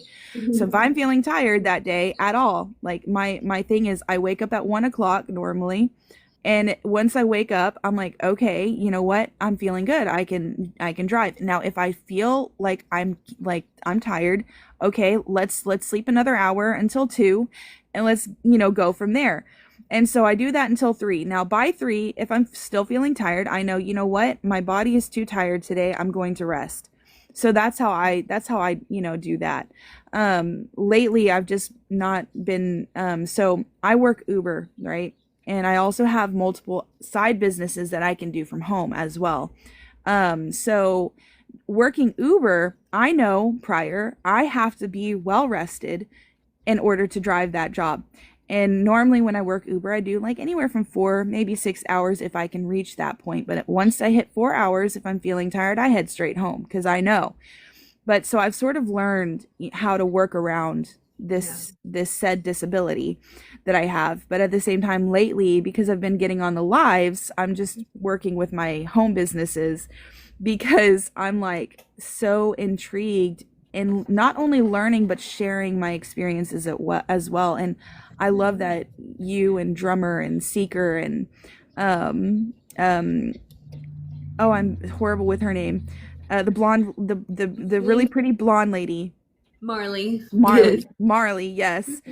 Um, all of you, I love that we've made that little section of a like a sister and brother section is what I call it, where we're together in that. And I love getting on your lives, and I love being on Drummer's lives. It feels like family. Yes, Because with my family, I can't talk with any of this with my family because I talk with it about my family. And now my mom, she's open to listening. She's one of these people where she doesn't judge. My sister, she's like halfway there where she doesn't judge, but she's at the same time where she's like, oh no, I'm sorry, I can't believe that kind of stuff, but it's interesting. You know what I mean? So that's where my sister and my mom are. Now everybody else in my family, that's a no-go. You're evil. That's bad. You shouldn't be believing that. You know what I mean? And so I see where the contrast of the separation in that religion is, because if they truly looked within and if they truly went within, right? How I explained to my aunt, to my brother, my grandma, which they're devout Christians, but they still follow, what is it? Matthew 23:13. And that's what I was explaining to them. I said, don't you see that you are doing the same as Matthew 23:13? I said, you are not going within. And they said, well, what do you mean by going within? I'm like, meditation. You meditate and you go within when you're meditating. And they're like, oh, meditation is evil. I was like, no, it's going within. Oh, and you meditate, you're going within. It's no different. And see, that's where the words, you get what I mean? So I believe there are many words for different, things to explain different things. Like meditation, for instance, is going within. And then another one is your eye, right? The single eye, right? Is the pineal gland. You get what I mean? So like there's different words for it, and everybody's, I think they think they're talking about the same thing, but they're confused. Oh yeah. Yeah. They don't even know what the light of the body being the eye means. Yes, exactly. So I had a question in the chat. Let me see. Can you have a Kundalini awakening out of nowhere? Mine hit me like a brick on 2/26/26. Yes. So it's called a spontaneous Kundalini. It can happen out of nowhere. And that's how my first one was. I was still in the church, but seeking outside of the church because nothing was making sense to me at the time. And I had my first Kundalini, didn't even know what it was until I had my second. And then I was like, oh, that's what I had. So, yes. And then my second one was intentional. Jeffrey says, first time here and love this channel. Thank you, Jeffrey. I appreciate you being here. Welcome. It's hard to interact with people that have a worldly view. Yeah. And I live in a super small town in Texas, right? There's a bar and a church on every corner, and I go to neither one. So it's really hard. And my family doesn't understand. My sister is super deep in the church, like volunteers every Sunday, goes to several services every Sunday, goes to Bible study groups like 2 or 3 times a week. It's like, and so Where I was. Yeah, that's kind of why I was saying that. She doesn't see, like, just recently though, it did surprise me that usually when I mention things, she's like, I don't want to talk about it. I don't believe what you believe, blah, blah, blah. She actually let me speak for a good 5 minutes on what Christ came here to teach, and the kingdom within and all that stuff, and the Yahweh of the Old Testament. And I kind of just unloaded on her because she wasn't pushing back. And I think she actually took a lot of it to heart. Like she's pondering it now. So I The planted seed seed. has been planted. Now all you can do is every now and again slightly water that seed. It's Yeah. okay, but we need to understand that we got to let it grow. So there's a saying, right? When you plant a seed, right? You can't just go back and dig the seed up to see if it's growing, right? All you can do is water the seed lightly, how it's supposed to be watered. And when it comes to, Christians, you can't just unload everything, because remember, Right. they're in a mindset. I explained this the other day on Crossouts Live. When I was a Christian and somebody would come to me like this, right? My mind, okay, have you ever seen a autistic child or a child with ADHD have a brain meltdown? Right. Where they're like, oh, you know what I It's mean? Like, no, no, no, cognitive no, no. dissonance. Yeah, Yes. it's So because that they is can't accept two things to be true at one time. yes. That is how a Christian is, okay? When you start talking about these things and unloading everything, their mind can't comprehend it. It's too much. So what they do is they have a brain meltdown, like your sister would say, no, no, no, no, no, no, no, no, I can't, like, believe this kind of stuff. This is evil, blah, blah, blah, blah, blah. You know what I mean? It's a brain meltdown. And it's a brain meltdown because deep down, right? Deep down, or up high, however you want to say, the consciousness, right? That Christ consciousness is there. It's there at the very top, right? So it deeply knows, the soul knows, but what the ego, the carnal mind can't comprehend. So this is why you plant the seed and then you lightly at times water it. Yeah. It's just crazy how, like, seriously, the narrative they give us, though, is so out there. Like, it's like, how did we ever believe that? Like, we were so indoctrinated to this one way of thinking, when it's clearly, when you hear the truth. To me, once I heard the truth, I was like, oh my gosh, this makes sense. Like, how did I believe that before? So Because that's exactly something else that you're bringing up here, and that I'm going to explain that a lot of people don't understand that when the Nicene Council, the Vatican asked them to put these certain books together, right? It was in a way to brainwash people, okay? Brainwashing is a very real thing. And when you take psychology, which I have also done in my earlier years, you learn about brainwashing, right? And I didn't even know I was being brainwashed, because that's how deep I was already into the religion. So it brainwashes in order to control people, okay? Because if you can't control people, and if people know their true divinity, right, you have no control over said people. There's no control over said people if they know their divinity. So what is the best way that they can do is to brainwash people and to trick people and to put what you call ritualistic practices, because if you look at it, there are many ritualistic practices within the Bible. The blood and the bread and all that, that's a ritualistic practice. And a lot of people also don't understand is that when you are doing these ritualistic practices, right, you are basically feeding, okay, because there's a I actually wrote it down if you don't mind.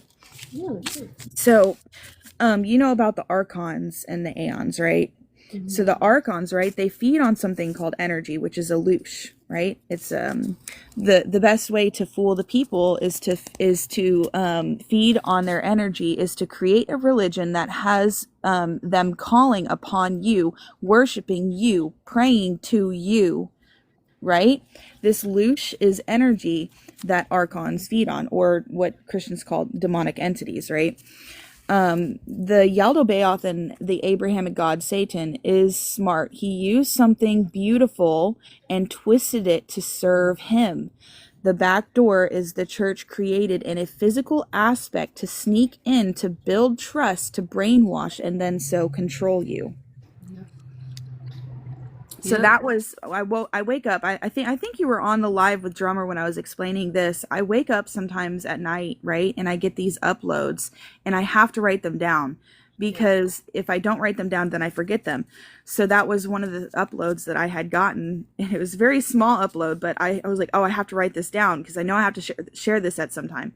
But that is a download that I get. So when you're in those low vibrational moods, the depression and the anger and the judgment and the all the lower vibrations, right? Those lower beings, right? The lower vibrational beings, they feed on that. That is how they feed. And they can't feed on that, right? If you're in a higher state of consciousness, if you're in a higher state of vibrational frequency, they cannot feed on you. And they don't want that. They want to be able to feed and to gain that energy. Yeah, and fear keeps you in obedience. The root word of religion is to bind. So they're literally Yes. binding your mind through fear and false doctrine. So Yes. absolutely. I'm going to see if I can get caught up on some of these comments, but feel free to speak. They always skip the kingdom within, kind of throws off their narrative, right? And a lot of them will say it's in your midst, but that was a later translation. It literally means inside you. If you go back to the original Greek, it's inside. The kingdom of God is within you. And I think that when you embody that kingdom, within, then it's clear. And you walk in the kingdom, right? As Ashley was saying, she's no longer depressed or anxious to have these, she's always happy. It's because that's once you start seeking that happiness within and you fully, Jesus commanded you to love your neighbor as yourself. Well, how do you love your neighbor as yourself if you don't truly love yourself? So seeking that kingdom within, the divinity, recognizing that and remembering you're one with God, you truly do start loving yourself unconditionally, and then you can show that to everyone around you. So I think one of the verses in the Bible says, clean the inside of the cup so the outside may be clean. Once you've done the inner work, right, shadow work, cleaning up all the demonic energies or whatever you want to call them, to me that's just more of like things that we personify, like addiction and depression and stuff. And then, it has a hold on us because we give it that power. It has no power over you. We give it that power. That belief in it manifests those demons. To me, it's just a negative thought form, like a pattern, in your life. But yeah, Dr. Joe Dispenza shows proof that meditation works. Absolutely. He's amazing. I love his book, Becoming Supernatural.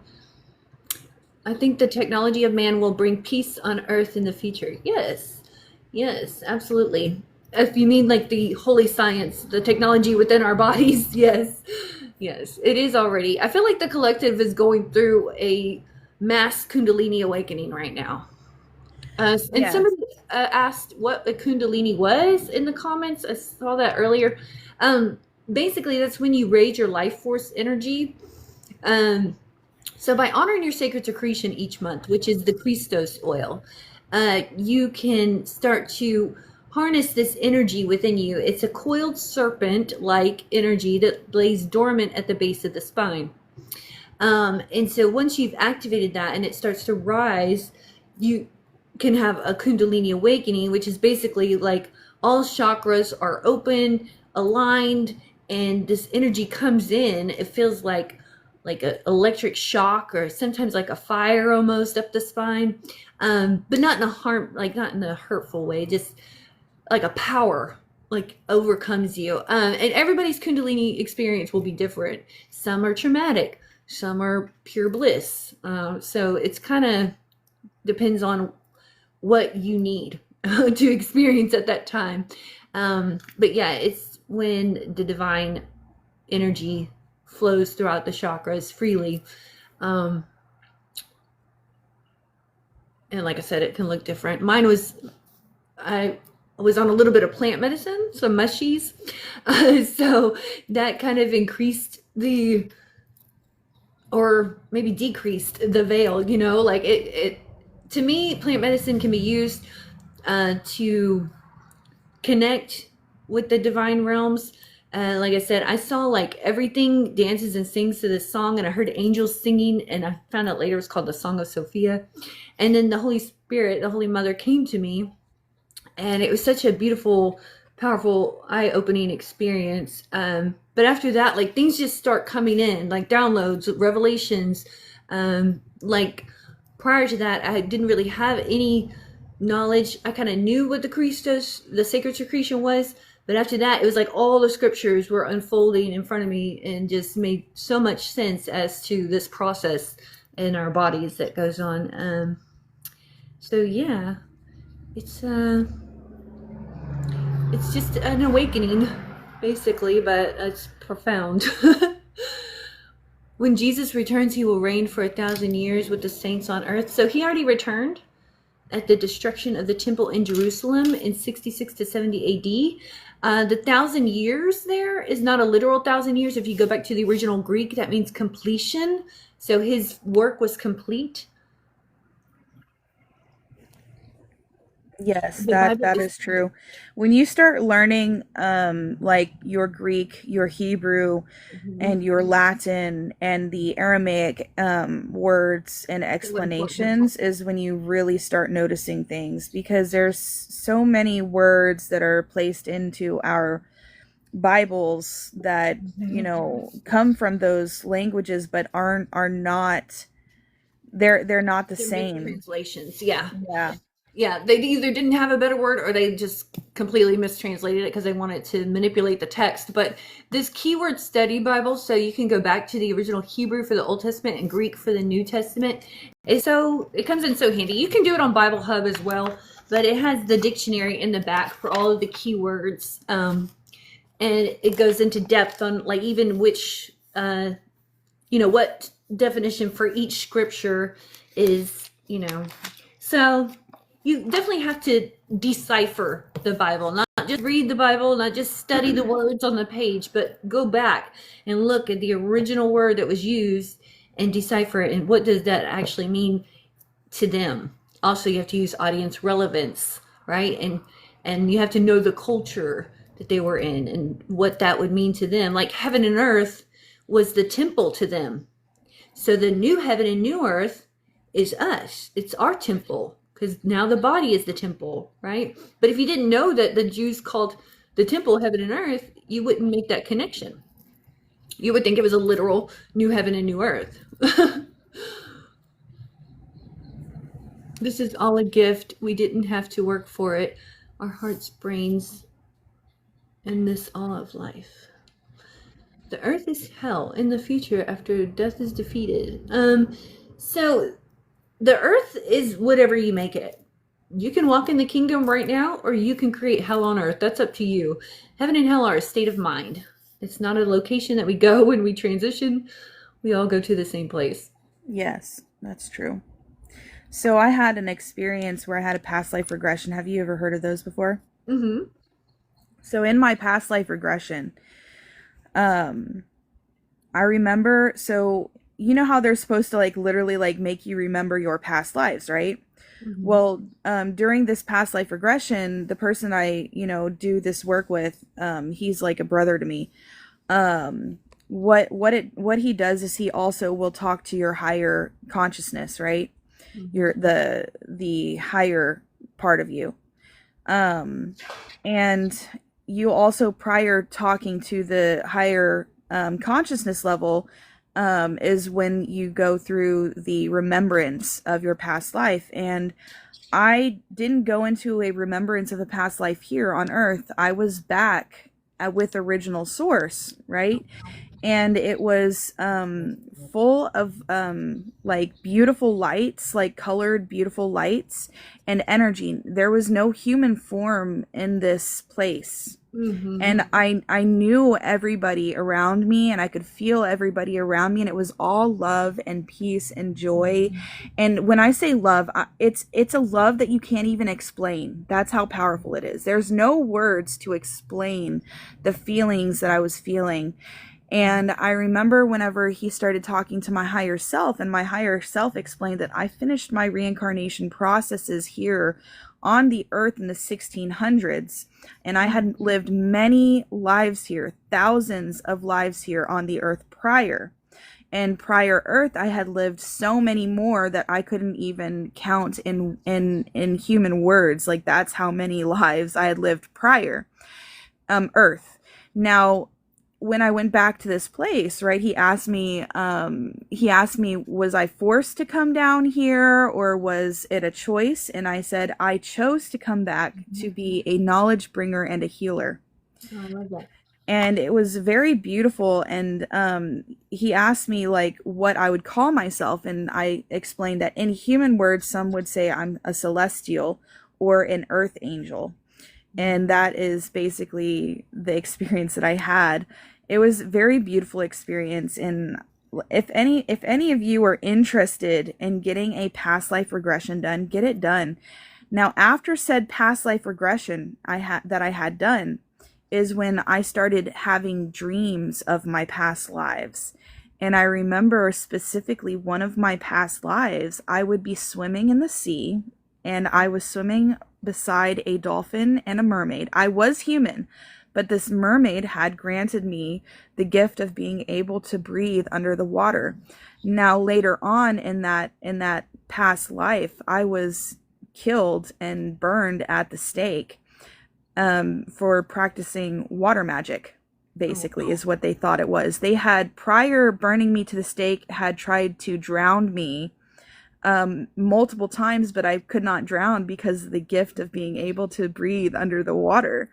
And so I would come up, and that is where they were, of course, calling me a witch and all of these things. And I remember these. I remember this in the dream, and it was so vivid. It was almost like it was happening. I could feel the fire, like literally burning me up. And it was just an interesting experience because it just shows, I wasn't scared though. I knew where I was going at that time. I had an idea of who I was already, but that was like my last life that I had on Earth experience. So it was very interesting.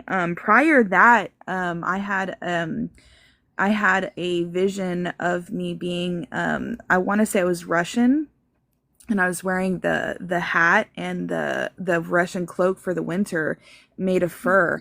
And I was with my two younger sisters, and we were running for our lives. And I remember when we were running for our lives, I remember them catching us, right? And I remember them shooting my sisters and then shooting me. I don't know who I was in that life, but I remember it so vividly, and I could feel everything. I could feel the cold snow on me. I could feel on my face when it was falling. I could feel the cold snow falling and hitting my face. I could feel with my hands. I wasn't wearing gloves because I had given them to my sister, I remember earlier. And I remember I could feel the cold snow and everything, but I remember it so vividly that it was, and I could feel everything so vividly. It was real. And I know that was one of my past lives as well, prior the experience with the mermaid and the dolphin. But yeah, that was just some of the experience that I had. That's awesome. But yeah, one sec. I'm gonna let my dog in and run to the little girl's room. If you want to answer. Oops, sorry. If you want to answer some of the questions in the comments, maybe while I'm gone and stuff, or continue one of your past lives. I'll be right back. Oh yeah, no, you're good. That was the only two past lives that I remember at this point. But yeah, so that was an interesting experience I had.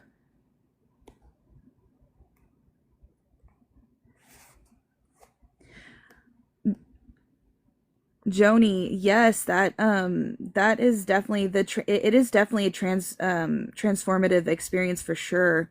It many times they're very beautiful experiences too, but also from some of the past life regressions that my friend has done has also explained that sometimes they'll bring up a lot of traumatic experiences that you've been through in your past lives as well. So in every life we ascend higher and higher, and I believe that it is a good thing to get past life regressions done, because then you can see the cycles that you even been through within your past lives as well.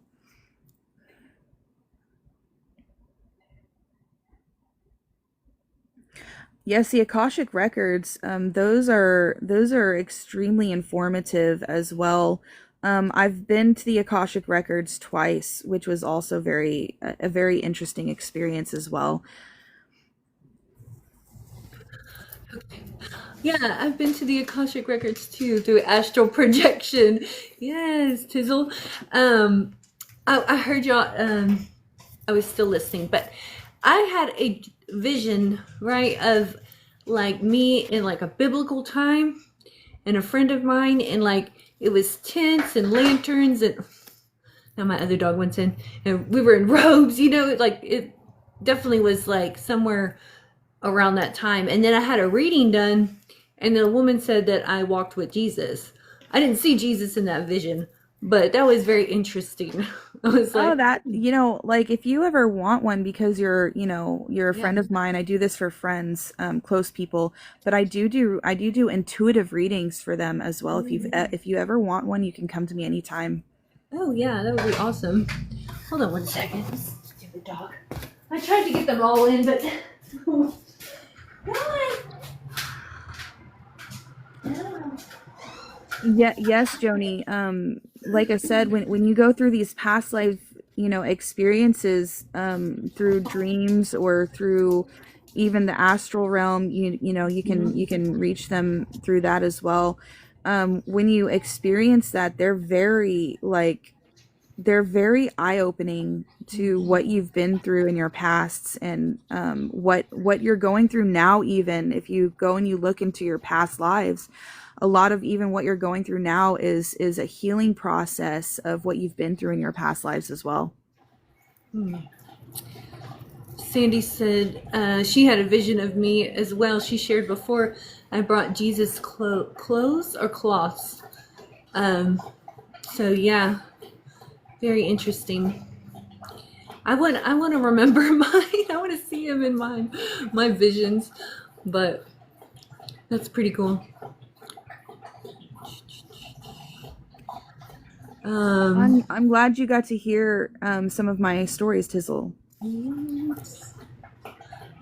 I appreciate you sharing.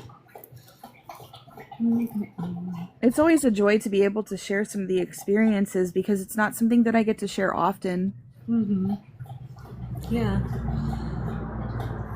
I was told I was King David in my past life. Oh, I love that, Wayne.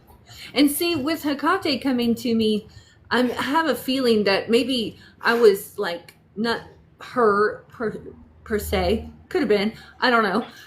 But maybe like I studied under her. I was part of like that Greek temple priestess, I So don't know. that's interesting that Hecate came to you. For me, when I asked, I had asked to see my spiritual team, and they came to me one night. I was laying down, and I had asked to see them, because I had heard, you can ask and that they will show themselves to you. Now, I remember when I was studying this, that it said that you have to stay completely calm, because if you get too excited or if you get too scared, then you'll wake up completely. But I remember I was falling asleep, and I was like half asleep even. I wasn't even fully asleep. It was like I was half asleep. And I remember I was like laying there, and I had also asked for some healing over my body as well. And I remember I was laying there, and I remember hearing this beautiful voice, and she was going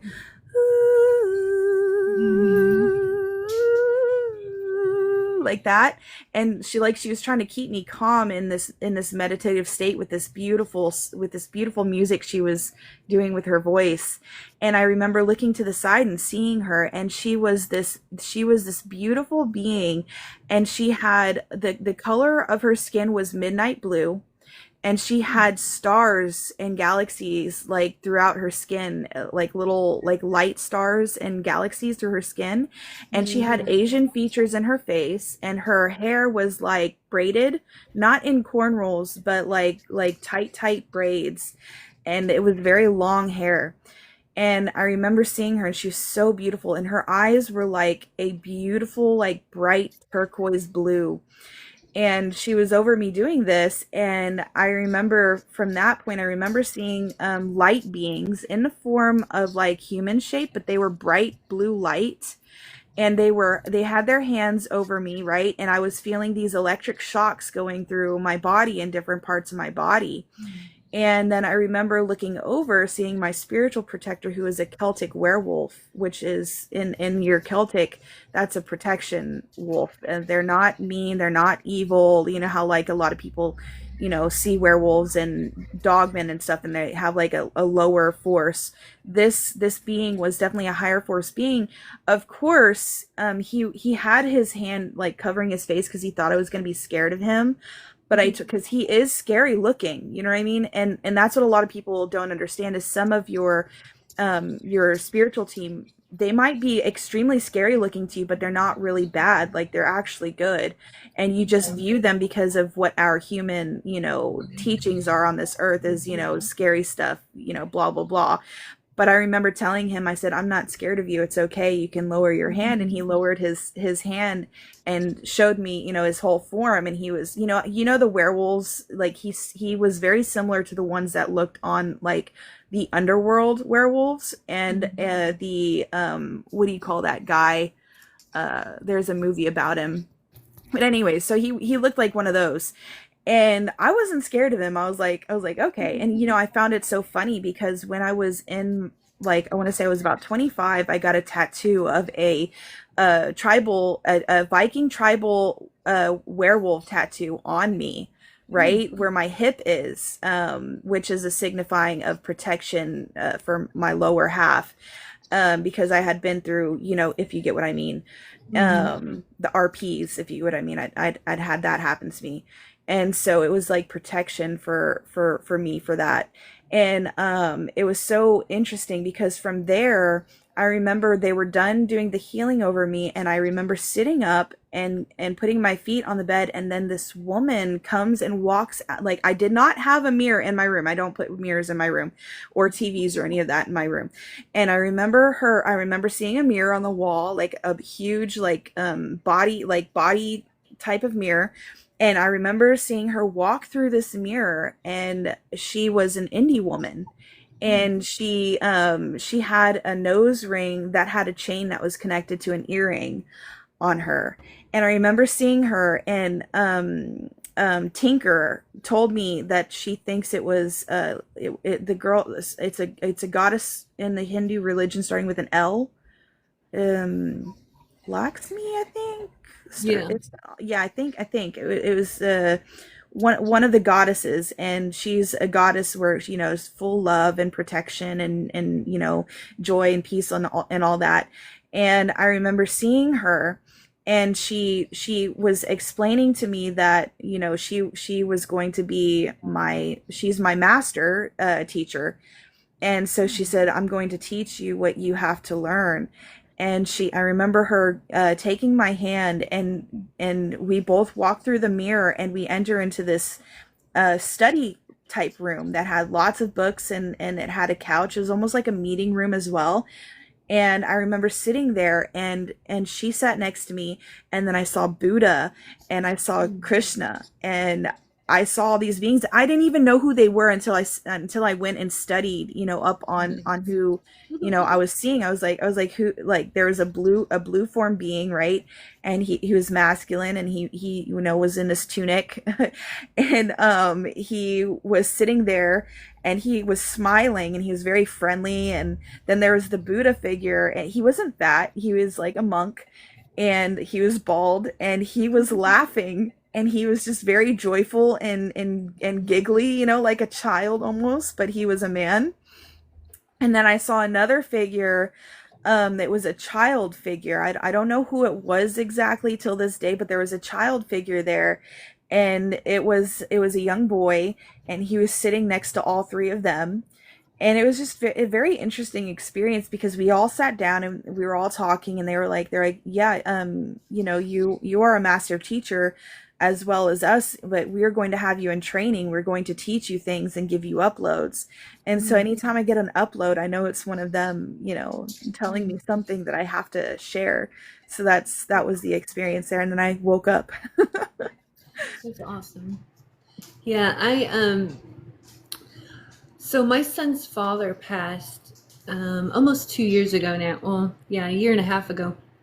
And after his passing, like a month after, he took me out of my body, and took me to the Akashic records. And so he's one of my guides now. Oh yeah, that happens very often actually. Yes. Yeah, and he introduced me to another one of my guides. That's And cool. yeah, so that was a really cool experience. Mixed says, what activates the milk and honey to start and travel up the spine? So this is a natural process that occurs within your body. You can do this anytime through visualization and breath work. You can work with the life force energy that travels up and down the spine. But during your sacred secretion is when the moon enters your sun sign. So I use sidereal astrology. That's what I recommend. And I post a calendar each month that shows the moon's transits through each sign, the time and day of each one. So if you need help finding your sidereal sun sign, you can let me know in a DM. But basically, that's when the energy is more amplified. So it's more easily activated and risen up. And so that is when you will more likely have a Kundalini awakening, is during your sacred secretion. So let me know if you have any other questions on that. And like I said, if you want to DM me with your date of birth, time of birth, if you know it, and location of birth, I can help you figure out your sidereal sun sign. Tropical astrology is actually 23 degrees off from what we actually see in the sky. So based on my own calculation with my first, not first, but I say first, but I had two experiences with the Kundalini energy, but like my first one was very mild. So there are levels to this. During my second awakening, that was like the full blown, shock of electricity and the power. And I felt like really, I call it my baptism of spirit and my baptism of fire. So I think, You were lucky. You were lucky. You only got the first experience where it was so light. Mine was like all in. Like I was like, oh my gosh, Yeah. It was beautiful experience that I had. But when I say all in, it was the Kundalini experience and the fire feeling, the warm, fiery feeling coming up and all of that. But it was also like the full blown, like where I was taken out of my body and placed into another place and got to experience what I experienced. So it was like, oh my gosh. And then my second one that I had, because I've had three, my second one I had was the same, except it was a little bit more intense. And my third one was just also like a little bit more intense. So they've all gotten more and more intense. But when I was put into it, I was put into it hard. And I was like, I didn't even understand when I came to, I didn't even understand how to even explain it. I was so like in so much confusion even about what happened. And then that's whenever I started researching about the experience. I never practiced it. What do they call it? The yoga, how is it started with a K? Kriya? Kriya, yeah. I never practiced Kriya yoga. It was almost like natural for me. In general, like I've always meditated. Even when I was praying, I'd meditate, but I didn't call it meditation at that time when I was Christian. But when I came out of that, I now call it meditation. So I meditate, and I've always done breath work in general because the breath work for me was a natural way of healing. Mm-hmm. It's really good with healing trauma and things like that. And so when I came into my awakenings, I started practicing meditation. I started practicing more on breath work, and then I also got really deep into doing somatic workouts as well, because I have been through a lot of trauma in my life. And when you go through trauma, you deal with something called fight or flight, which raises the cortisol in your body, and cortisol, high levels of cortisol is very toxic. And so I was dealing with a lot of toxicity, and I learned that when you do somatic workouts, it lowers that fight or flight and lowers the cortisol levels in your body. And so it helped me heal so much. So that was just an experience that I had with that. So Beautiful. Yeah. Yeah, instead of leaving my body, I had somebody else enter my body. Hecate came in. It was Yeah, I've so, never so experienced cool. that, but I think that's because for me in general, I don't allow like another entity to enter my body. That's just me. I'm not saying it's wrong at all. I'm just saying for myself, I prefer not to let another entity enter my body. So I always say I rebuke anything from entering me. Just because for my own experience, I prefer it to be myself experiencing the experiences and going into another form of like of a reality to where I can experience those things myself. Well, Because that's what it was. It was basically her integrating with my, it wasn't Oh like yeah, no, like, I understand so where that you're we coming would from. What feel. I'm trying to explain is for other people. You know what I mean? Like if you guys are uncomfortable, Well, like as because long they're as it doesn't feel like you need to go with your gut feeling. yeah, If your exactly. gut feeling tells you this isn't safe, then don't do Yeah, it. But exactly. I So for I me, felt nothing but love and just pure, bliss, like I said. yeah, And she was you very integrating warm you and integrating is a little bit different than what I'm talking about because you have a lot of people who are, oh, such and such came to enter me, but then you find out that the entity that's trying to enter them isn't so good, and that can be a dangerous place. So I deal with, helping people get rid of, I call them negative entity beings, right? And I help people with getting rid of curses, things like that. And I've learned a lot along my way. Some of these people were into practices where they were allowing that to happen, but they didn't understand. You know what I mean? They weren't learning, the proper techniques and how to feel if it's right or wrong. right. And so I had this one lady come to me because I, like I said, I help get rid of these things. I teach people what to do. And there was an entity that would be possessing her, and she was allowing it to because she felt that it was right. But then when she started having weird things happen around her house and started having like where she would completely go out of control and things like this, and I was like, oh no, no, I was like, something's not right here. And I start like doing a scan over her, and I'm like, oh wow, you have a very negative being around you. And I found that out, and I taught her what to do. And since this day, and I taught her how to feel if it's right or if it's wrong. And since this day, she's had nothing but good things happen to her. And that's just an experience that I had with that. Now, when I go through these experiences of helping people out, I do go into my Christ consciousness. I reach that high level place and I stay there, and I do fasting and all of that. And when I was helping her, amongst other customers as well that I've helped, they all say I glow. A sunny golden color is coming out of me. And I see it too, but they say that they can see it as well.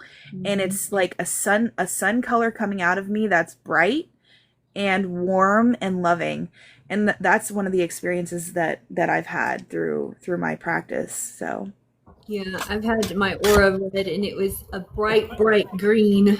So very heart centered. very Hey beautiful. Wayne, welcome up. How are you? I'm good. Hold on. I pushed a button by accident. Oh, did you not mean to come up? No, I'm at my post office. Sorry. Oh, okay. I can drop you down if you want. Okay, cool. Thank you. Okay, no problem. It happens. We have another guest, Mixed Manic Mushies. I love the name. Hello, welcome on. How are you? Oh, I think that was an accident. My bad. No I'm worries. sorry. No, that's okay. I would like to talk, but I can't right now. At some point, I would love to do that. Okay, sure. Yeah, I'm anytime. sorry about Request that. up. It's okay. All right. Bye. Two in a row.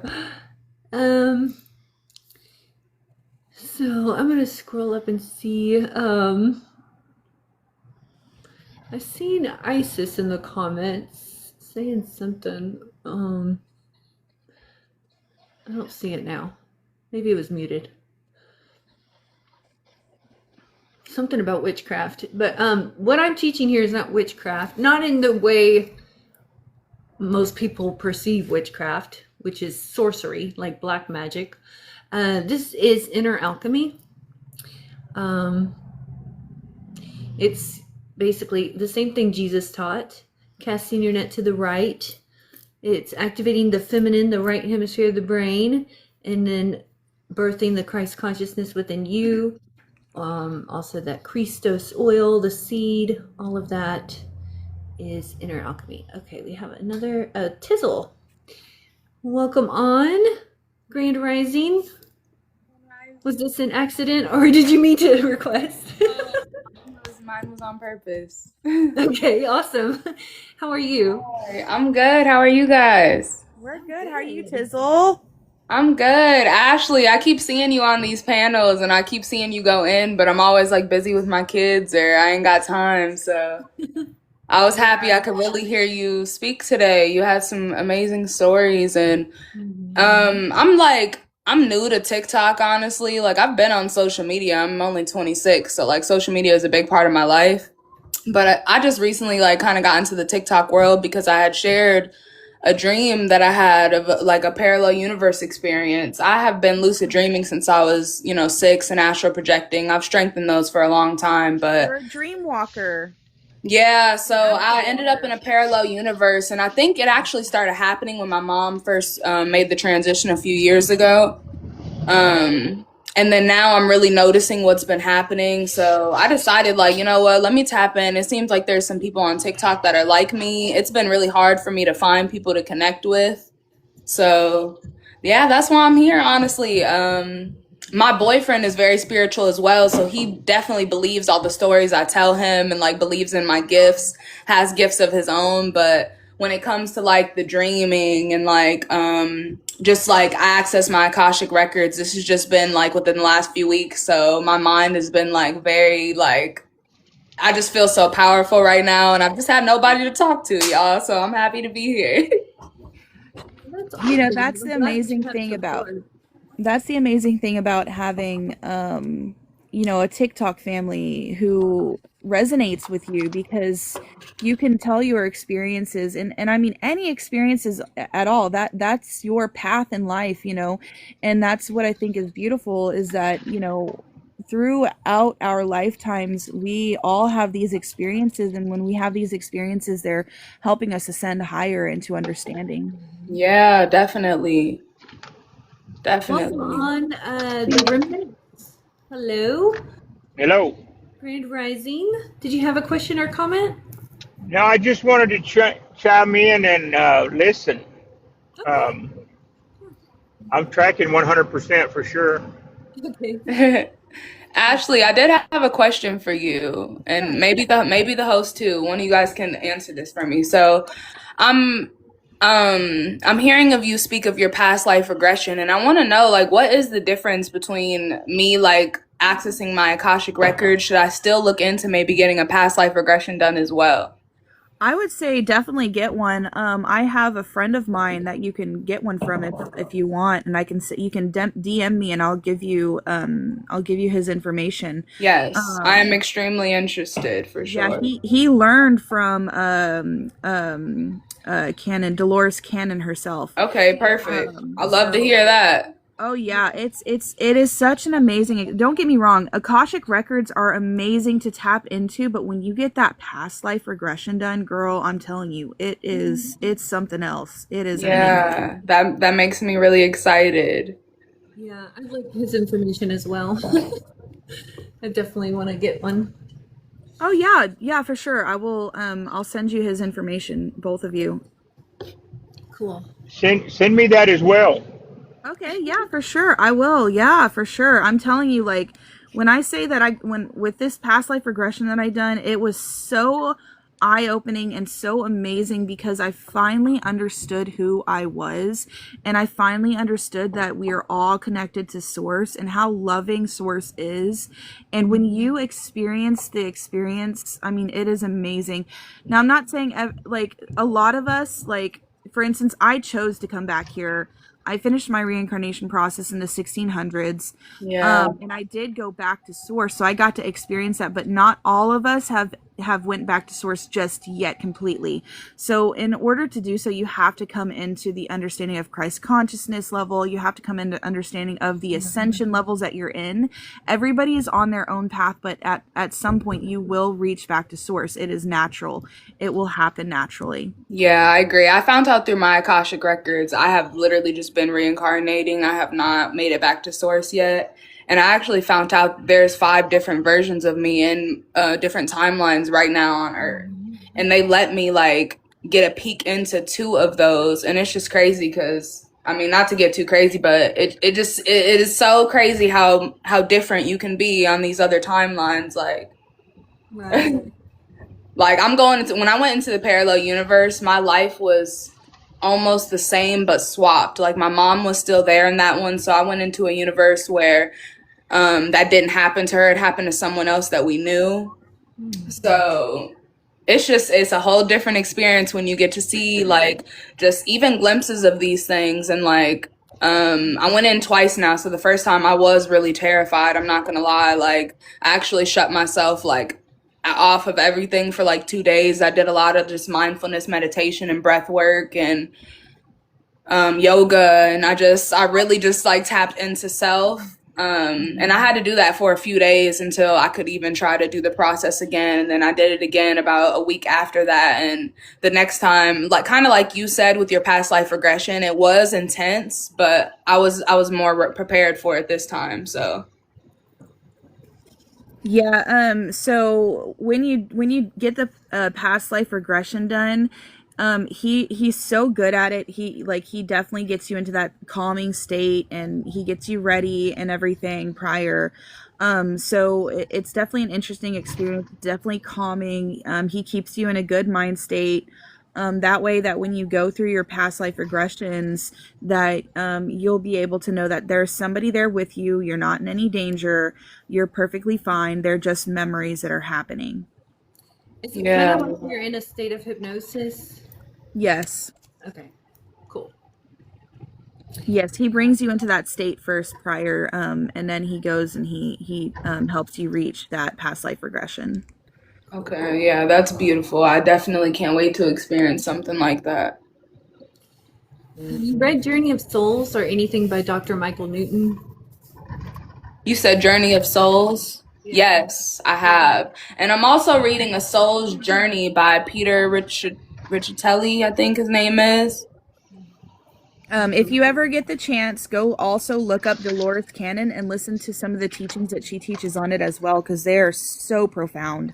Yeah, I just recently got into Dolores Cannon. Like I said, I've been doing this for a long time, but I actually didn't realize that it was like such a gift until I turned 18. So I'm 27 tomorrow, actually. Tomorrow's my birthday, so I'll be 27 tomorrow, but it took me a long time to realize that this was like a gift of mine.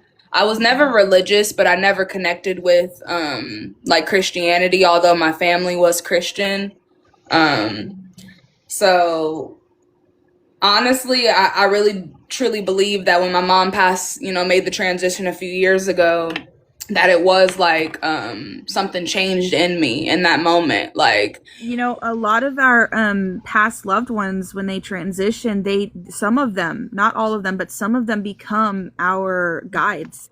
Yeah, I believe that's what started happening to me. My dreams started getting clearer again. I started getting so much more connected. And I was literally having like conversations with my mom, and I would always check in like, you made the transition, right? Like this is like us talking in your after form. My mom actually told me that she reincarnated too. Like she didn't want to, but yeah, my mom wasn't tapped in spiritually, so she's just now like on her journey to be able to kind of get closer to where I'm at, I guess. So, I mean, I am happy to hear that, but it was sad to see, like, here, I was just learning everything about, like, when you truly make the transition, what happens, like, a few months prior to my mom passing. And I also believe that that was, like, a gift from Source that was like, hey, you need to learn this now so you could be prepared, because if not, like, it's really going to hit you. Because literally, I mean, only a year before that, I was looking at the transition in a totally different way. So thankfully that it came to me, like, I really just started sitting down more, meditating, and just asking for things to come within. Like, like she said, if you ask for source, if you ask for your spirit guides, if you sit down and do breath work and mindfulness and meditations, you really can get the answers that you're looking for. You don't even always have to open up a book or Yeah, I know. You don't have to even learn anything. If you just ask, you will be shown. Source yes. wants you to learn these things. Source wants you to. That, like, if you ask, it shall be given. Yeah. So the thing is that what a lot of people don't understand is number one, when you do ask, you need to make sure to get out of that fear state mind, because the fear will also, if you are afraid, it will hinder you from being able to experience these experiences. Yeah. Yeah, and you know, it might not come immediately, but if you're like, you have to be able to read too the signs and symbols and things that you're given, like in just in your daily life, because there's so much that even the Yes. numbers, the you know, like birds are a big part, or just nature in general. The animals speak to me, God or my higher self or my guides will speak to me through the animals, through different signs and symbols that you know you have to be ready to pick up on. So practicing that mindfulness, always praying without ceasing, right? Yes, it was like when Yeah. you were explaining about the turtles the other day. Mm-hmm. The with the turtle explanation, I'm always seeing sea turtles Mm-hmm. everywhere, and so it's cool. Um, it was cool that you said that. Aquarius asks, "How do I DM you?" You can you can message me. Let me see if we're here. I'll follow you, and now you can message me, and that's how you Yeah, DM just go to her me. profile and it should say message under her profile picture. So, but yeah, and I saw somebody earlier drop um, their birthday, and I won't be able to remember that. So if you want to DM me with your birthday, Yes, and I DM'd you mine because I recently started getting into like I'm changing my whole life around to make sure I'm connecting more with the moon and just my natural cycle. Like I've totally changed the way like how I handle my menstrual cycle and that process every month. I ain't trying to get us banned, so you know I think you can catch my drift on what I'm saying here. But yeah, so I definitely am happy that I found your page today. awesome, yeah. So like I was explaining earlier, it's like the difference between for me the sidereal and tropical, like because a lot of people follow tropical, which I don't resonate with. Maybe for certain things like work and finances and stuff, like it's good for the material realm, Yes, that's what but I've noticed. then sidereal is like your higher self, like your etheric coding, right? And so when I did the calculations, I knew at the time, like I was doing a fast when I had my Kundalini awakening. I was doing just a fast just because. But then I noticed, oh, it's about to be, the moon is about to enter my sidereal sun sign. So I extended the fast, and then that's when I had my Kundalini awakening. So based on my personal experience, that is what I recommend, and just other things in my life that have pointed me to the sidereal, which is like the Vedic astrology. Yeah, that's beautiful. That's so beautiful. Anytime I do huge fasts in general, I do go through experiences. Oh Whether yeah. it's a Kundalini awakening or not, every fast that I do, I go through an experience. And I mean, these are big fasts. These are not small fasts that I do. I do anywhere from about 5 to 7 days of a fast. I do And as well. Yeah, yeah, that's what I do. where I'm drinking water, and basically I'll drink bone broth, right, for nutrition. Just because you are human, you do need the nutrition. So I do bone broth, I do water. I'll drink I'll drink you know how you boil your vegetables. Yeah. I'll drink the broth from that. I'll also entwine some organic herbs, things like that that have the nutrition that I need as well. And that's just to stay safe on the safe side of not losing nutrition, because sometimes I do more fasts than what I'm supposed to do. And I know I need that nutrition or my levels will go down. I agree. I've been fasting like every weekend, honestly. Just because lately I've been feeling like I am a vegan, but I kind of got sucked into like I moved to a town where it's popular to be vegan here. So there's a lot of like fast foody vegan restaurants, and I kind of got caught up in that. So I recently just, went back to just making sure I'm cooking more meals at home. That's more of a luxury. Not that I can't have those things, but more of a luxury. So I actually just put my family on like just raw weekends to where we just eat like raw vegan on the weekends. So even if we do kind of eat out throughout the week, vegan meals still, but eating out is eating out. And then, so I recently started that, but recently I'm back to once a month. Like at the end of the month, I'm just fasting for at least minimum 4 days. Yeah. Fasting is very healthy for you in general when you learn that it can so there's this guy that teaches about it where when you fast it resets your entire system. So if you're like if you have an illness in the body, or if you have something going on with the body, it'll heal it as well, because it resets the entire body into healing mode. My longest water fast was 7 days, and then I've done a 21-day fruit fast. That is the best I have ever felt in my That's what entire I want to life. do. I'm so happy to hear you say that. I want to do a fruit fast so bad. Yeah. Fruit is Watermelon actually- fast. Fruit Yes, is actually watermelon fast. extremely healthy for you. Actually, your body It's made to has a be better opposite. retaining of like having where your body processes the water through fruit better than you drinking water. Yeah, that's true. That makes a lot of sense. Yeah, so like watermelon, cucumber is great as well. What do they call that? That green stuff. Celery. Great stuff. When I did the 21 days, I did a mono fruit fast. So every 4 to 5 days, I'd switch the fruit. So I started with watermelon. Yeah, I started with watermelon for 4 days. Then I went to strawberries. Then I went to grapes, seeded grapes. Then I did Where blueberries. where are you guys finding seeded grapes at? I live in Ohio. Like, I've never seen them ever. Like, It's this is so hard. scary.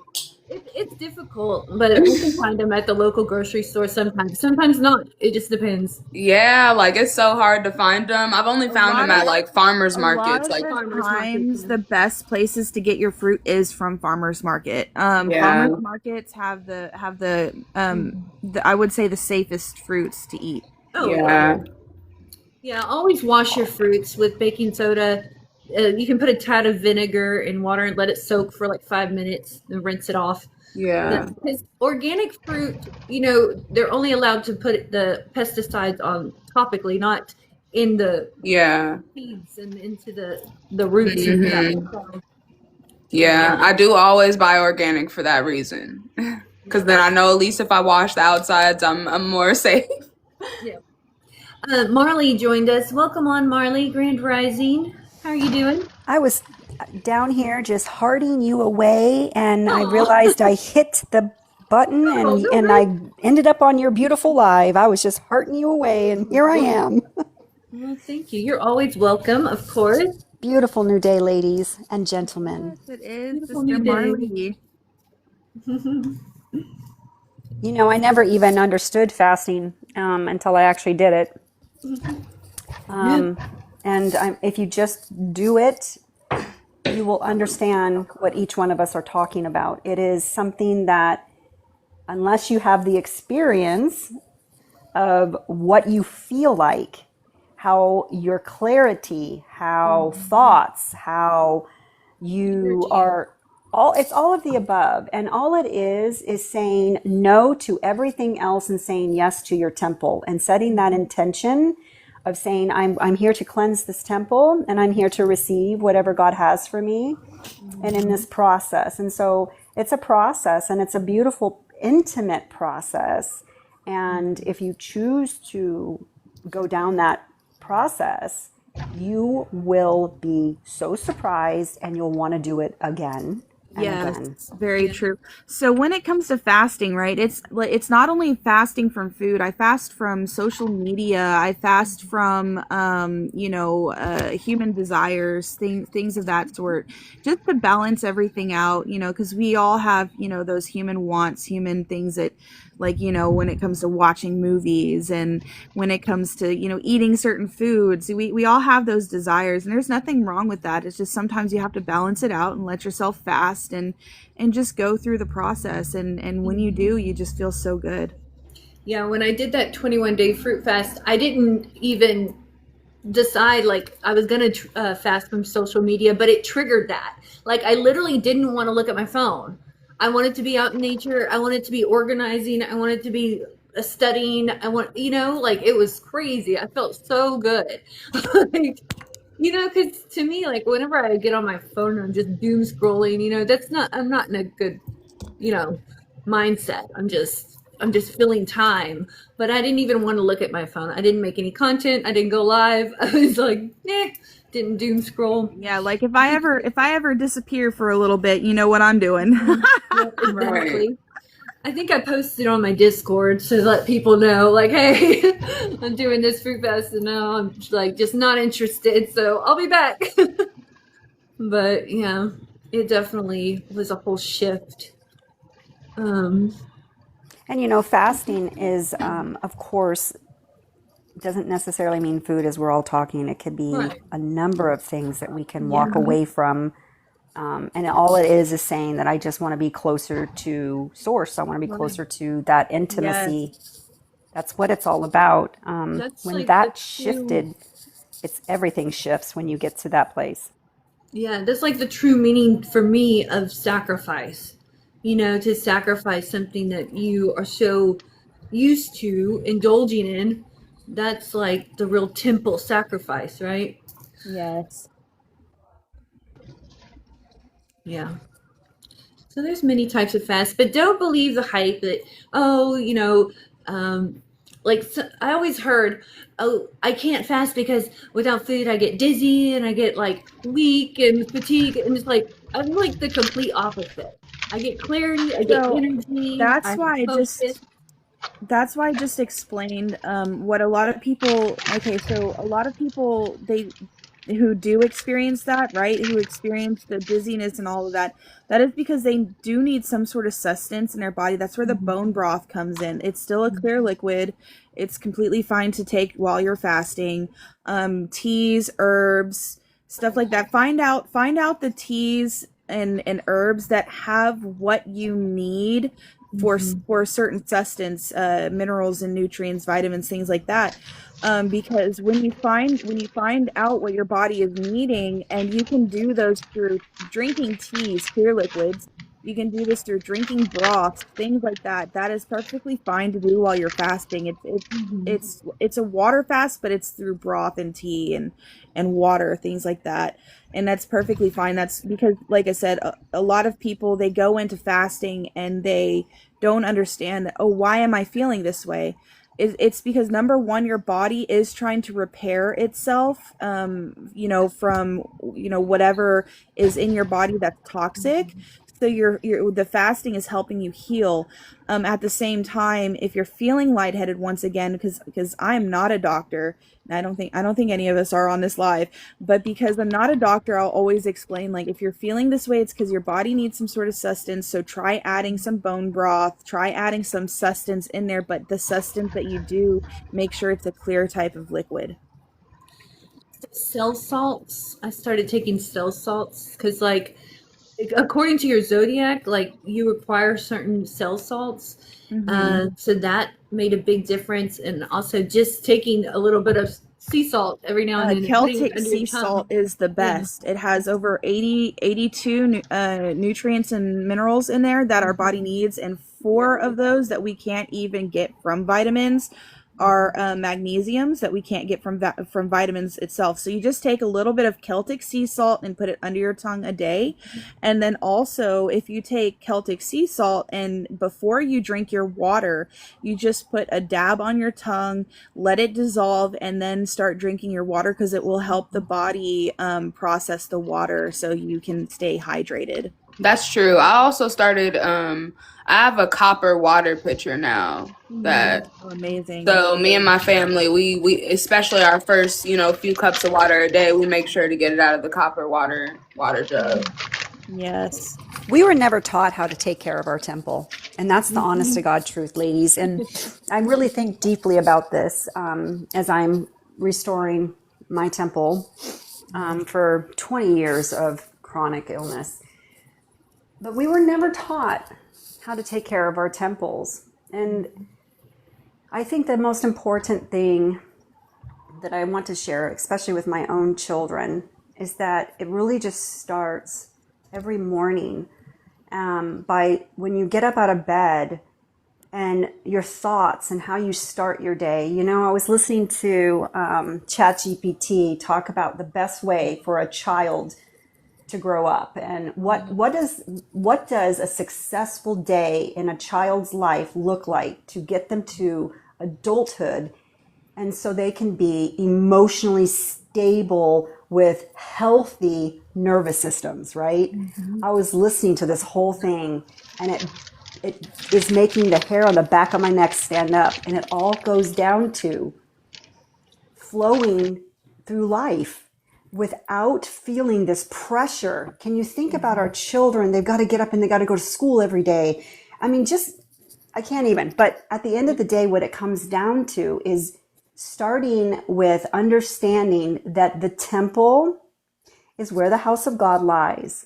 And in this beautiful temple is where all of our stuff is stewing. And so the greatest gift that you can give to self and to your children is to get to know yourself so that you can turn around and then show the others that are around you. And that is exactly what each one of these women on this panel and gentlemen are understanding, is that it all starts with our example. So how do we show that? We embody it, we live it, we do it, we breathe it. And that's what I want in my world, is just to show people that it all starts with your thoughts, your emotions, and your actions. And how can we gently do this life without feeling like we're bamboozling through it? Yeah, that's very true. And like you were saying, how us women and men, we are not taught to take care of the temple. It's one of the things, like after my past life regression I had done, when I learned that I was here to be, a knowledge bringer and a healer. So when I learned that I was meant to be a healer, I learned quantum physics healing and through Yeshua's teachings of healing. And then I also started getting into holistic healing as well. And that's where I learned about fasting and stuff like that as well.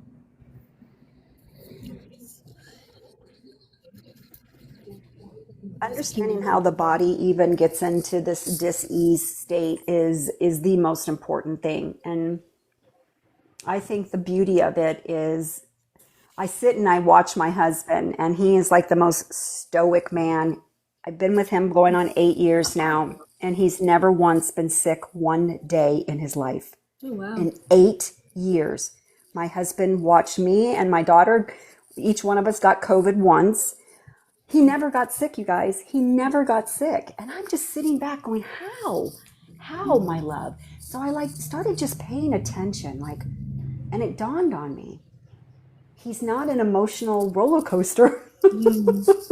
Yeah. There's something to that. Most men are grounded. They're more of a grounded state. Most men are, and see where it comes from. And this is where I see you, Marley. You are like me in a lot of senses, I've noticed. And sometimes I get so high up in the clouds, right? And that's where the man, right? Like my man, for instance, he's very grounded, and he'll bring me back into the grounding experience. And into understanding how to move through life in a healthy manner without being too emotional and having these roller coasters of emotions. Because sometimes as women, we have a tendency of getting to those emotional states where a man, they look at more on a logic standpoint, and they can bring you into that grounding of like, okay, this is what I have to do. So Yeah. Yep, I'm still looking for that grounding partner. Well, it's a joke, you guys. My marriage to him, and someday I will share more of that. But my beautiful marriage is all God. I have this joke that God dropped him in my lap, and I do mean that. He just dropped him in my lap and showed up one day. And I was scared. I was scared to pieces. In fact, it took me over a year. And I'll never forget. He looked at me. He's like, "Are your walls finally coming down, sweetheart? Are your walls finally coming down?" Yeah. I've built up a fortress around mine, so I get it. Like, I've been single and celibate for going on 7 years, and so it's gonna take somebody like, you know, Well, like that perfect really partner special. is there for you and is coming in. Yeah, I believe it. 100%. I believe it too. I 100% believe. Honeybee is too beautiful to live the rest of her days without I some divine know. masculine next Too to much her. knowledge to share with a Too much. partner. Well, it's hard when you become. See, the thing is that when you become this beautiful alignment that Honeybee has worked so beautifully on and so tirelessly to get to this point, you're not going to settle ever again. You're not ever going to Exactly. allow anything inside of your fortress, Right. right? I agree. There you go. Yep.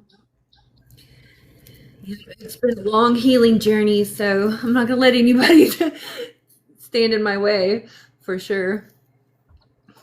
Aquarius says, "I have been dating God." That's how I feel. Absolutely. Yeah. And it's been a beautiful experience, like I'm not like lonely. I have my child, obviously, like it's just me and him, and I kind of like that. He gets all my attention, and but yeah, and I have y'all. I have my soul family here on TikTok that I connect with, and so it's good. Like I said before, I live in such a small town.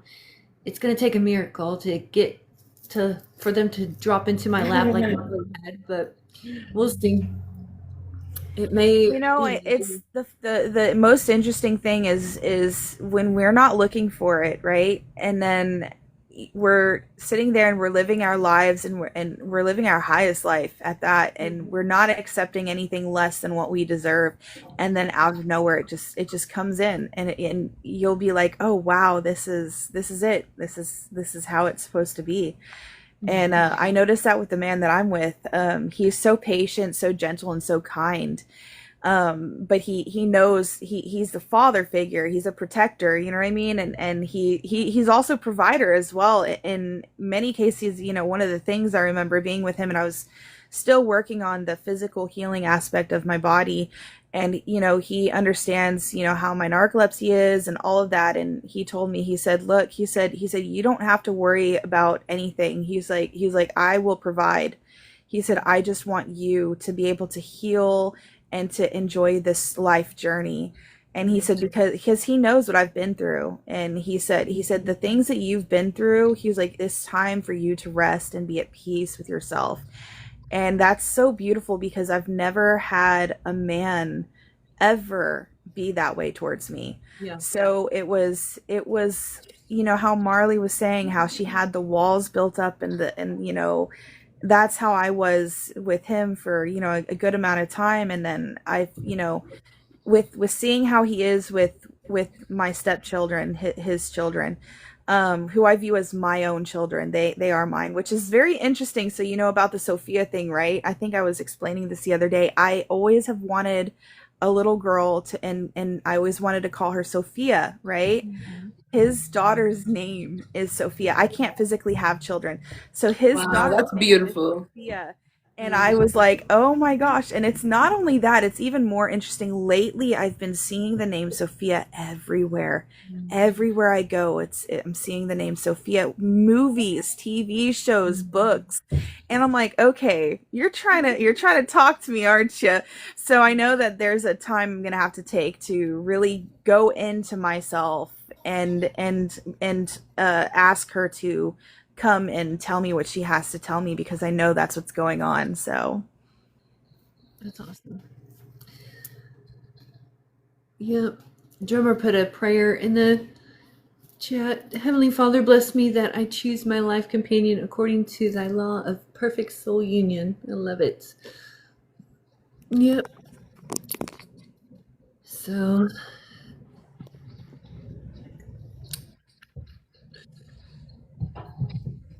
Wayne, did you have any questions or comments? I saw you requested up again. No, it was actually an accident again, but that's okay. Oh gosh. I could give my story really quick if you like. Yeah, for sure. Yeah. All right. So I grew up in Chicago and went to a Christian school since kindergarten, pretty much, or first grade.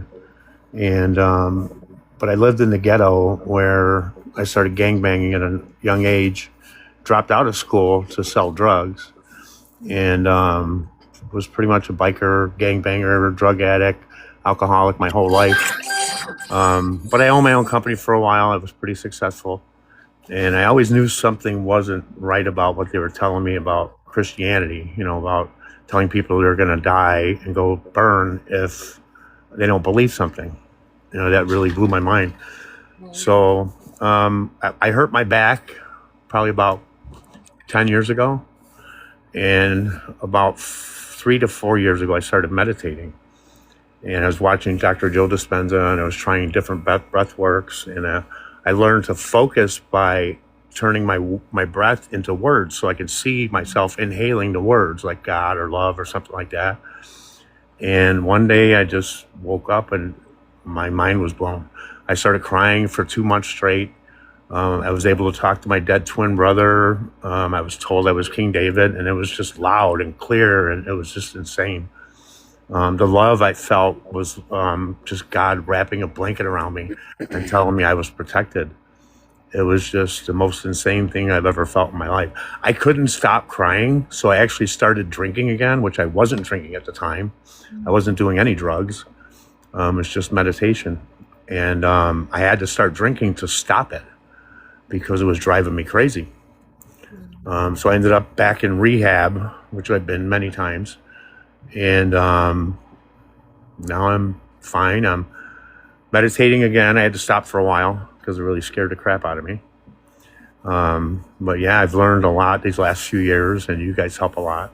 My biggest path right now, I think, is just unconditional love. I realize that's pretty much what everything's made of, and blows my mind that not everybody knows this. You guys are amazing. The crying part, Wayne, right? That was your body trying to release all that trauma that you've been through.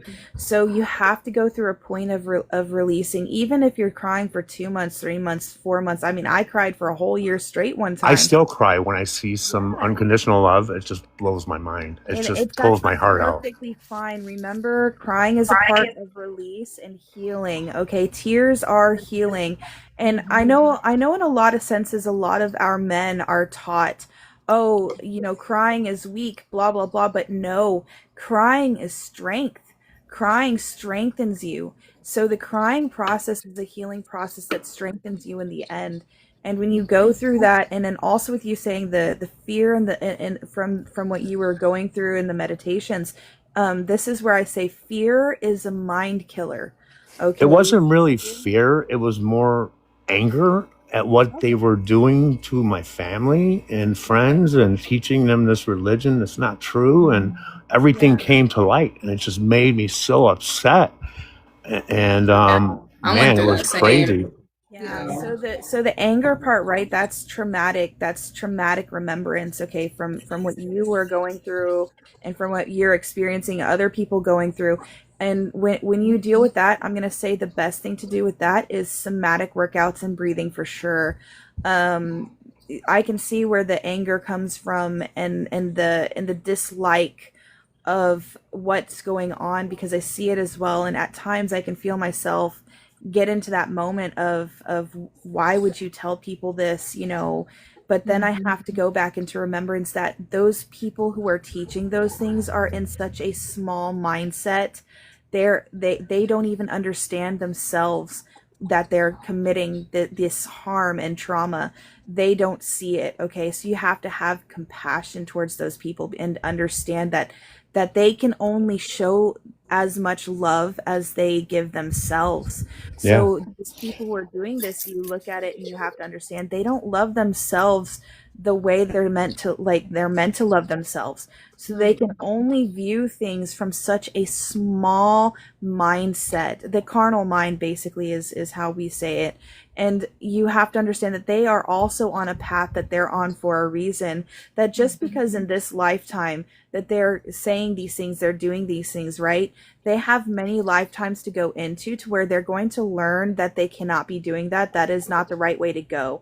So you look at it and you look at it with love, and you have to love them at a distance. I'm not saying to sit here and be No, in and the there's same. nothing wrong with tough love either. You know what I mean? I mean, we're not Yeah, putting up with shit sometimes. right now. I'm not putting up with shit from nobody. Yeah, that's where I'm coming into explaining that sometimes you have to love at a distance, and that is the best way. You can plant the seed, and then you love them at a distance, and you go into your belief system of they will get better. Everything's gonna go and align how it's meant to align. Hold Yep. space. Good afternoon, everyone. Oh, good afternoon. Is what's your name? I just see the PET. Peter? Peters. Oh, good afternoon, Peter. Grand Rising. Yeah, I normally don't jump on the talk until the evening time, but something, I don't know, I just grabbed my phone and turned it on, and this is the first thing that popped up, and I heard Wayne talking, and, right off the back, I heard a shh, and I started seeing back to my life. I was born and raised on the reservation. I wasn't born in a hospital. I was born at home in the bathtub. Oh wow. Wow. And unfortunate. Oh, this is hard. I get so emotional. My mother was unalived in front of me when I was 4. My brother was just a newborn baby. My auntie and uncle took him in. My grandma took me. I pretty much bounced from family to family to family because I was such a little hellraiser. I was angry at the world. We were. I was there too. I hated light. I hated life. And just like Wayne said, in my family, if we cry, that's weakness. And I don't have to worry about the community putting their hands on me. It's my uncles, it's my aunties, it's my cousins. When we step up and they see that, and that's a sign of weakness. And I grew up having to fight my whole life. I was only 11 when my auntie my grandma, she was an elder, she was 97, 98 years old when she finally was called home, and I was on the run because social services wanted to put me in homes, and I was running, and I finally got caught, and they put me in a home, and I took off again. They thought because they took me 2 hours from the reservation that I wouldn't walk 2 days through the woods to find my way home, which I did. And when I finally got back home, finally the Menominee, our tribe, stepped in and said, no, you're not going to take him off the reservation no more. Because then they wanted to put me in a secure place where I can't take off. So my auntie, I love you, auntie, wherever you're at, and I miss you. My auntie Groucho, that's my mom's sister, she took me in. She said, I'm going to take my nephew. Auntie wasn't a very nice woman, so I jumped right back into that cycle again of violence, alcoholism, drug addictions. I was raised with it. On my 11th birthday, I was arguing with my auntie because I didn't want to do something. So she goes in my room, and I'm watching her, and she comes in the living room and hands me my backpack with some clothes in it, gives me a $50 bill, tells me get the fuck out. You want to be a man? Go be a man. Apparently I can't teach you because I'm a woman. I can't teach you how to be a man. So at the age of 11, I was on my own, and I found myself in a neighborhood of our reservation we call Pine Ridge. It's named after Pine Ridge, South Dakota. So that's the hood. That's our roughest part. And from there, just like Wayne was explaining, I found the streets. And within the streets, I found what I thought was the love that I longed for. And I went from being angry to straight up spiteful. Anyone even looked at me wrong, I was on you. And I really didn't start slowing down until I hit my 30s. I'm 48 now. And my whole life has been, well, from that point up, has been incarceration, struggles, fights, Then finally one day I just knew it. Something was missing. Something was missing so horrible in my life. So I started putting tobacco down every night, every morning, repeating the same prayer. Oh, the Great Spirit, God, whatever you go by, that higher power, I'm here for a reason. Show me. Show me what it is, why you brought me into this miserable place. Because then I knew it is a miserable place. That's all I've known was misery. And almost a full year of doing this constantly. And one day I saw it, I saw what we know is a pipe. I'm a pipe carrier. My life is dedicated to the people for healing, for whatever it is that they need for their family, if they need to connect with a loved one over there. I didn't know what that was. So I continued on, and I can't even lie because at that time I was on probation, and my probation officer had two rules. You don't come in here reporting to me under the influence. Rule number 2 is no alcohol. Because when I consumed alcohol, that rage came out, and it didn't matter if he was my closest brother, he was my enemy. And all I wanted to do was hurt. All I wanted to do was anyone I saw that was full of love and boyfriend and girlfriend, husband and wife, it didn't matter. I wanted to destroy that. And, Wayne, God damn it, you're bringing us all this out. And, and one day I just cried. I cried, and I cried for my mama. I said, Mama, help me. I said, help me. I'm going to do something really stupid here. I'm sick of this life. And I grabbed my rifle and I walked into the woods. And I pulled the trigger and it didn't go off. And, I pulled it and it wouldn't go off. So I come back home and I sat down, and my Auntie Val, she's one of our respected elders. She come to me, it's okay, boy. She says, people don't understand you because they can't understand what you're feeling inside. You've grown up with nothing, with no one. She says, and I understand your hate. I understand you hate life. You hate love. You hate the gods. You hate everything. But now you gotta be a man. Now you gotta wake up now. So she took me to my first sweat lodge. That's one of our ceremonies, the inipi, And when I walked up and I was looking at Auntie and I told her about a dream I had going down this road, and it turned to the left. There was a house right there, and there was an arbor down there. It formed a circle. It was sister. And it was the color of the 4 directions.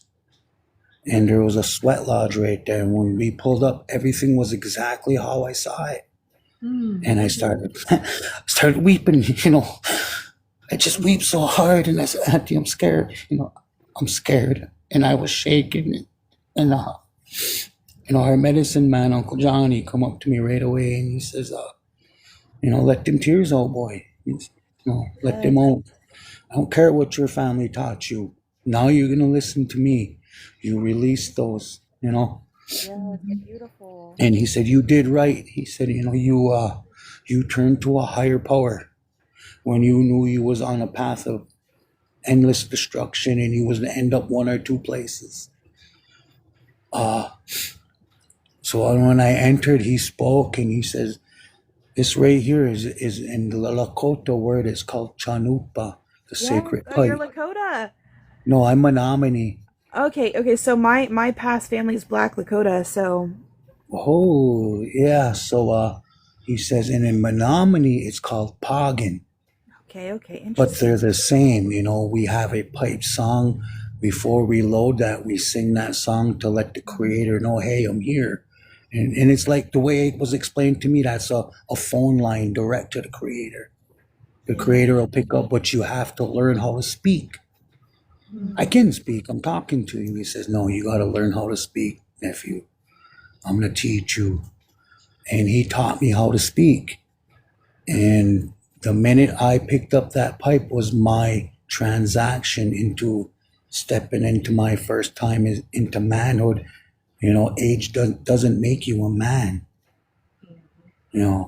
He says you got to let go of that hate. You got to let go of that anger. You got to let go of that frustration, the betrayal. And he says, what did you see out there? And he pointed towards the Sundance grounds. I didn't know what it was at that time, but I said, okay. I said, yeah, I was out there and I was dancing. I said, there was 2 ropes hooked up to my chest. It's called piercing. It's what we do in Sundance Way. We give the only thing that we truly own is our flesh for healing or for whatever is needed, He says, okay. And I start rubbing my chest. I was like, hey, man. I said, quit talking about this because this is hurting right here.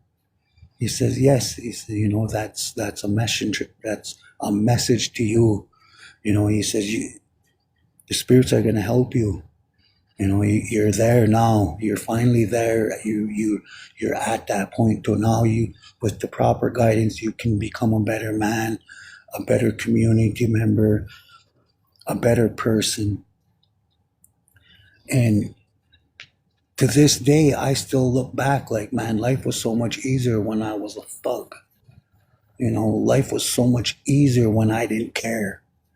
Because now that I care, now it seems like people come into my life and then I get used to them in some shape or form. Boom, we're at it. You know what I mean? Because I will not be placed in a box. I will not be shrunk.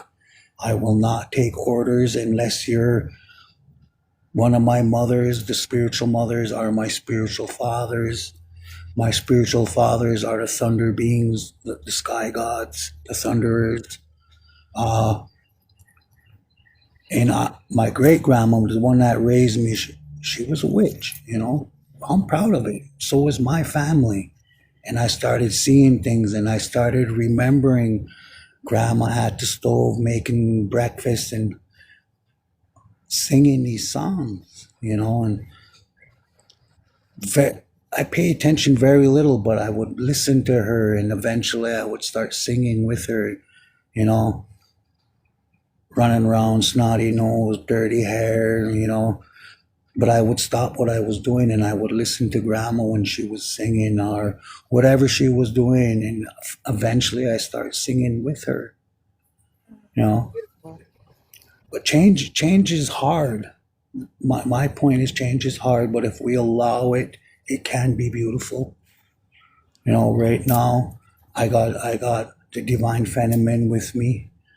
The mothers, they come in. I call them the mothers because that's what I am to them. I didn't understand that for years until I finally met a practitioner that could see that and said, what are you seeing? I said, I'm seeing a woman with 2 dogs all the time. I said, and there's another one. I said, but she scares me. She's got horns and her appearance scares me, not her, her appearance. I said, there's another one. I said, she's always sticking her tongue out. So I don't know why she's sticking her tongue out at me. Did I do something? I was ignorant to the fact because I was still fresh into that path. Yeah. So then she broke it down for me to who these are. You start looking into this, start doing your research. These are your spiritual mothers, just like those thunderers are your fathers. These are your mothers here. She said, One of them, she says, I'm gonna tell you this right now. I normally don't do this, but one of them is Lilith, and she was there when this happened to your mother, and when you was looking down at her, trying to stop the Kool-Aid from her head, and she's been with you your whole life. Why do you think when you got into a fight, you wasn't hurt? Or why do you think you would be going somewhere and something would happen to where you couldn't get there? Yeah, she was People, protecting you. yes, and she says, she says, is there dogs around you? I said, yeah, no matter where I'm at, walking down the road, a stray dog or stray dogs will come up to me and follow me. She says, yes. She says, once again, I normally don't speak on this, but I'm going to tell you. She says, that's Hecate. Who? Yeah, yeah. That's Hecate, she said. I said, okay, cool. I said, well, what about that one that's always sticking her tongue out at me, like she's mad at me, And she laughed, she's not sticking her tongue out at you. She says, her name is Kali. She says, you call Yeah, her Ma Kali. She said, she's also with you. These are your guardians. I said, okay, but there's two more. I said, that's men. Well, what is up with this? I don't do that. She says, you don't have a choice. And that's Raphael, one, and that's Gabriel. Yeah. So I had to learn how I got to keep them separate with certain, I can't bring Mother Lilith and Michael together, because Lilith ain't going to deal with it. So I have to keep them separated. But, it's, if we allow people in our lives and drop our guards, beautiful things come in. Beautiful things. And when one door shuts, another door opens. Yes. I just had another sister. She was my sister, and we got into it because she kept talking about, oh, I'm on heaven number 17. You're a 9. And hey, check it out, man. I said, what are you talking about? You know what? You're in the 17th heaven or whatever you're talking about. I don't believe you because all I hear is I'm powerful. I'm this and that. I said, check it out. I said, I normally don't speak this, but I'm gonna give you some game right now. I said, in the Lakota way, I said, I'm the Heoka. I said, Takashula, please forgive me for speaking on this, but I have to get this point across. I said, we see. We feel. There's nothing that can't get beyond our sight. There's no emotion that we cannot feel. No. I said, and right now, I said, check it out. I said, the other live we was just in, you heard me call her Nana. That's a 17 or whatever it is you're calling. She's humble. She's calm. She don't say I. She don't say I'm powerful. I got dragons. I'm with this and that sets beside me. I said, she don't do that. You do that, so that tells me you're not there. And then we got into it, you know what I mean? And I'm gonna tell Sheba or whatever, I said, go ahead. I said, check it out. Before you bounce off, before you leave, I said, I want you to look and see who's behind me right now. And she paused and she wouldn't talk no more. She wouldn't respond no more, And I said, before I leave you, I'm going to give you this last respect. I said, I've met many practitioners, heavy hitters, big time, whatever you want to call them, well-known, could never help me connect to my mama. I said, you did it naturally, effortlessly. And now when I need mama, she comes. I said, and see, my right ear's itching, so she hears me. I said, and I slip up now and then, and I call her Ma or Mom, and then I'll feel a shake in my body where she said, for number one, boy, I'm not your ma, I'm not your, I'm your mama. So I said, Mama now, but I said, I give that to you, so you just block me. But I leave this here, you will always have a special place in my heart because You've given me something no one has ever been able to do. You giving me back my mama.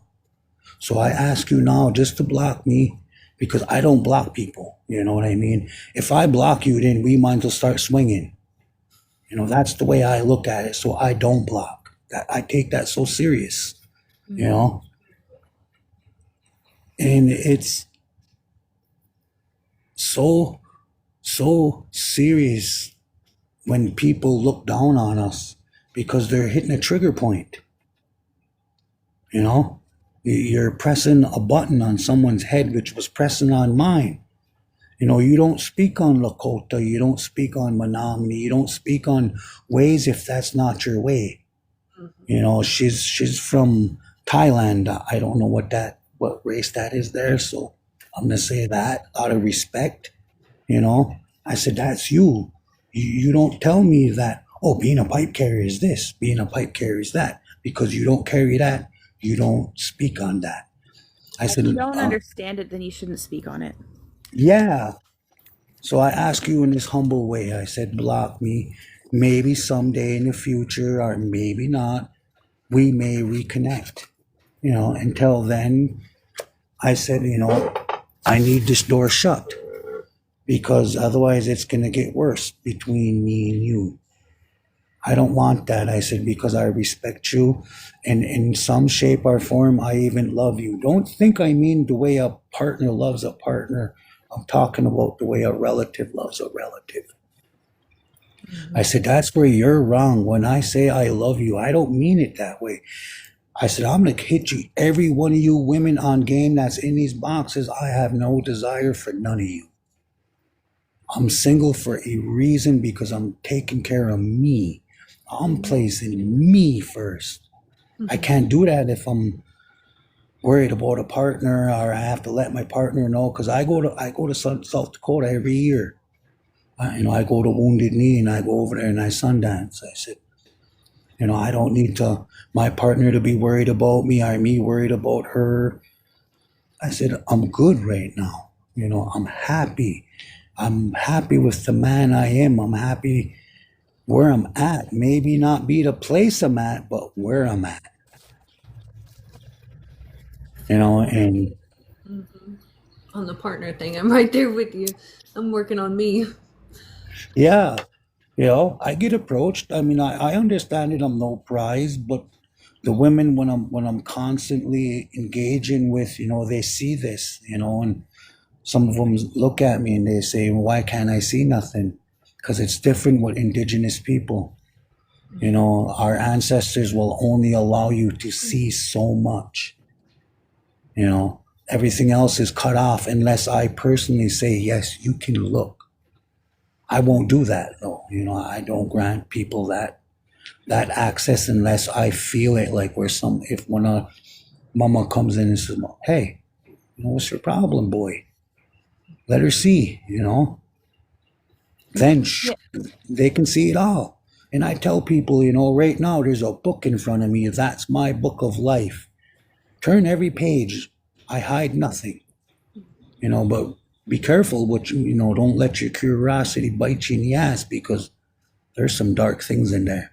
Yeah, so in general, and this is coming from an intuitive reader standpoint of view, which I am, we are not supposed to be looking into anybody's life unless they literally give us permission.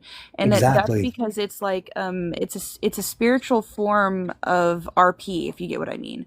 Yeah. So yeah, it's very intrusive, and if you are not given permission, then you should not be doing so. And this is something I had to explain to a reader. She's new in her you know, practice, and she was trying to do a reading on me without my permission. I said, no, ma'am, you have no permission. Because she told me, she says, why can't I see anything in your life? She says, it's never like this with other people. I said, because my spiritual team, I have it to a point to where you cannot see anything about me if I do not give you permission. I said, because that is something I rebuke you and anyone from doing, because I'm not going to allow somebody, because you never know somebody's intent. Somebody can have a wrong intent when they're looking in on you. And my Yes. spiritual team, they keep me protected from that. And this is something I call upon anybody in this live, anybody in the comments to do. You have to call your spiritual team and ask them and to protect you from that, because you never know somebody's intent. Also, you have to rebuke that. Like, you cannot allow somebody to do that, because let's say they do have a wrong intent. They can use like, spells on you, things like that. And when you rebuke these things, they cannot go through. Actually, it backfires on them. And I have seen that happen multiple times throughout my life on people who have tried. I have a sister where we've known each other over a year. She's helped me in so many ways with her sight. And I did, before I granted her permission that night, I went outside, I knelt down, I sang I loaded my chanupa, and I sang that pipe loading song, the spirit calling song, and I called them in. I said, no, look, I don't know what to do here. She wants to look, but I don't know if I should grant her access. I called you to me. What is your opinion? What are you seeing? Because I know you see more than what I see. So, and they Yes. said, yes, grant her permission. I said, okay, all right. And when I got done, I called them back home, now you go back home, Opila, Waiwanan, thank you, Mhm. And I got back to her and she knew, and she had this grin on her face. That image will be imprinted in my mind forever, And she knew she got permission. And she said, yeah, but I need to hear it from you. She says, Yes. you as an individual need to say that one word. Yes. I say this to all of my customers who come through me. I tell them the same thing. Yeah. And I told her, I said, yes. And, and she saw. And she reads a lot of people, and even unintentionally, it's how she's gifted. You know Yeah, what I mean? sometimes it just comes through like Yeah. and this is where us as readers also need to understand that just because it comes through doesn't mean that we can say it out loud until they give us permission, because once again it is still rude to do Yes. so. Yes. And she will express that to people. She says, in the last live we was in, my brother Eddie, and he's so cool, he's down to earth, laid back. He don't judge. He welcomes all shapes and forms, colors and sizes, and she says, a lot of times I am reading, but I don't share that with anyone, because that's not meant to be shared unless this person says, yes, share this. And then she blows them away. Very true, because Brother Eddie had a green plate with something on it, something away from camera. And she says, that green plate that's in front of you, she says, 420 is okay, Peters does it too, And the look on his face, and it wasn't until not even a week ago I went by the name of Iktomi. Iktomi's been with me my whole life. And I don't know if anyone here knows who Iktomi is. Iktomi is a trickster. He's the sacred spider, but he's also a protector. He's a messenger, and he's a helper. Those are some of the things that come in. And it wasn't until like a week ago when Iktomi finally come to me and said, hey, big brother, it's time. And right off the bat, I get emotional again because I thought I was going home, I said, I'm going home, brother. He said, no. Oh, well, thank you for the false hope. It's Iktomi, so I engage with Iktomi in the Iktomi way. He says, no. He says, I've been with you the majority of your life. He says, but now you got to step into your own path. Now you have to step in and walk your own 2 feet and live your own life. I will always be here. I am forever. But now you need to step into who you are. So I said, well, Should I, if I remove your name? He said, removing my name from a picture doesn't affect me one bit. It doesn't bother me because I know who you are. You know who I am. We know where we are. So that's pointless, And that's where you get the name Peters right now. I went by the name. It told me J Peters. And it was another empty feeling the first 3 days. Like I was totally alone in this world, and part of me wanted to call him back and say no, but I knew better, and I wrote it out, and I wrote it out, and I wrote it out, and like I said, I seen a big white door appear in front of me, and it opened, and I'm looking, and I got my pipe out, I got my eagle staff out, I got the things that I carry out, and I'm like, man, hey, I don't know if I want to walk through that right now, but apparently if it's in front of me, then it's there for a reason. So I got up and walked through, and I'm also known as a dream walker, and I popped up over there, and who was standing there waiting? Mama, my baby brother, grandma. You said that because Tizzle here, she's a dream walker. Oh, Yes, I am. Yes. And we pop up in places, someplace that we're, oh boy, I pop up in some places unintentionally where I'm just pure terrified, and I know that's not a safe place. I need to get that. Yes. Lately, I've been really cultivating my gift to just be intentional about where I'm trying to go. And I've been able to literally just transport myself into the same parallel universe 3 times now. So Yeah. yeah. And that's the thing about it, I argue with indigenous people because they say, oh, dream walkers, them are indigenous people. No, it's not. No, it's not. There's many forms of dream walkers out there.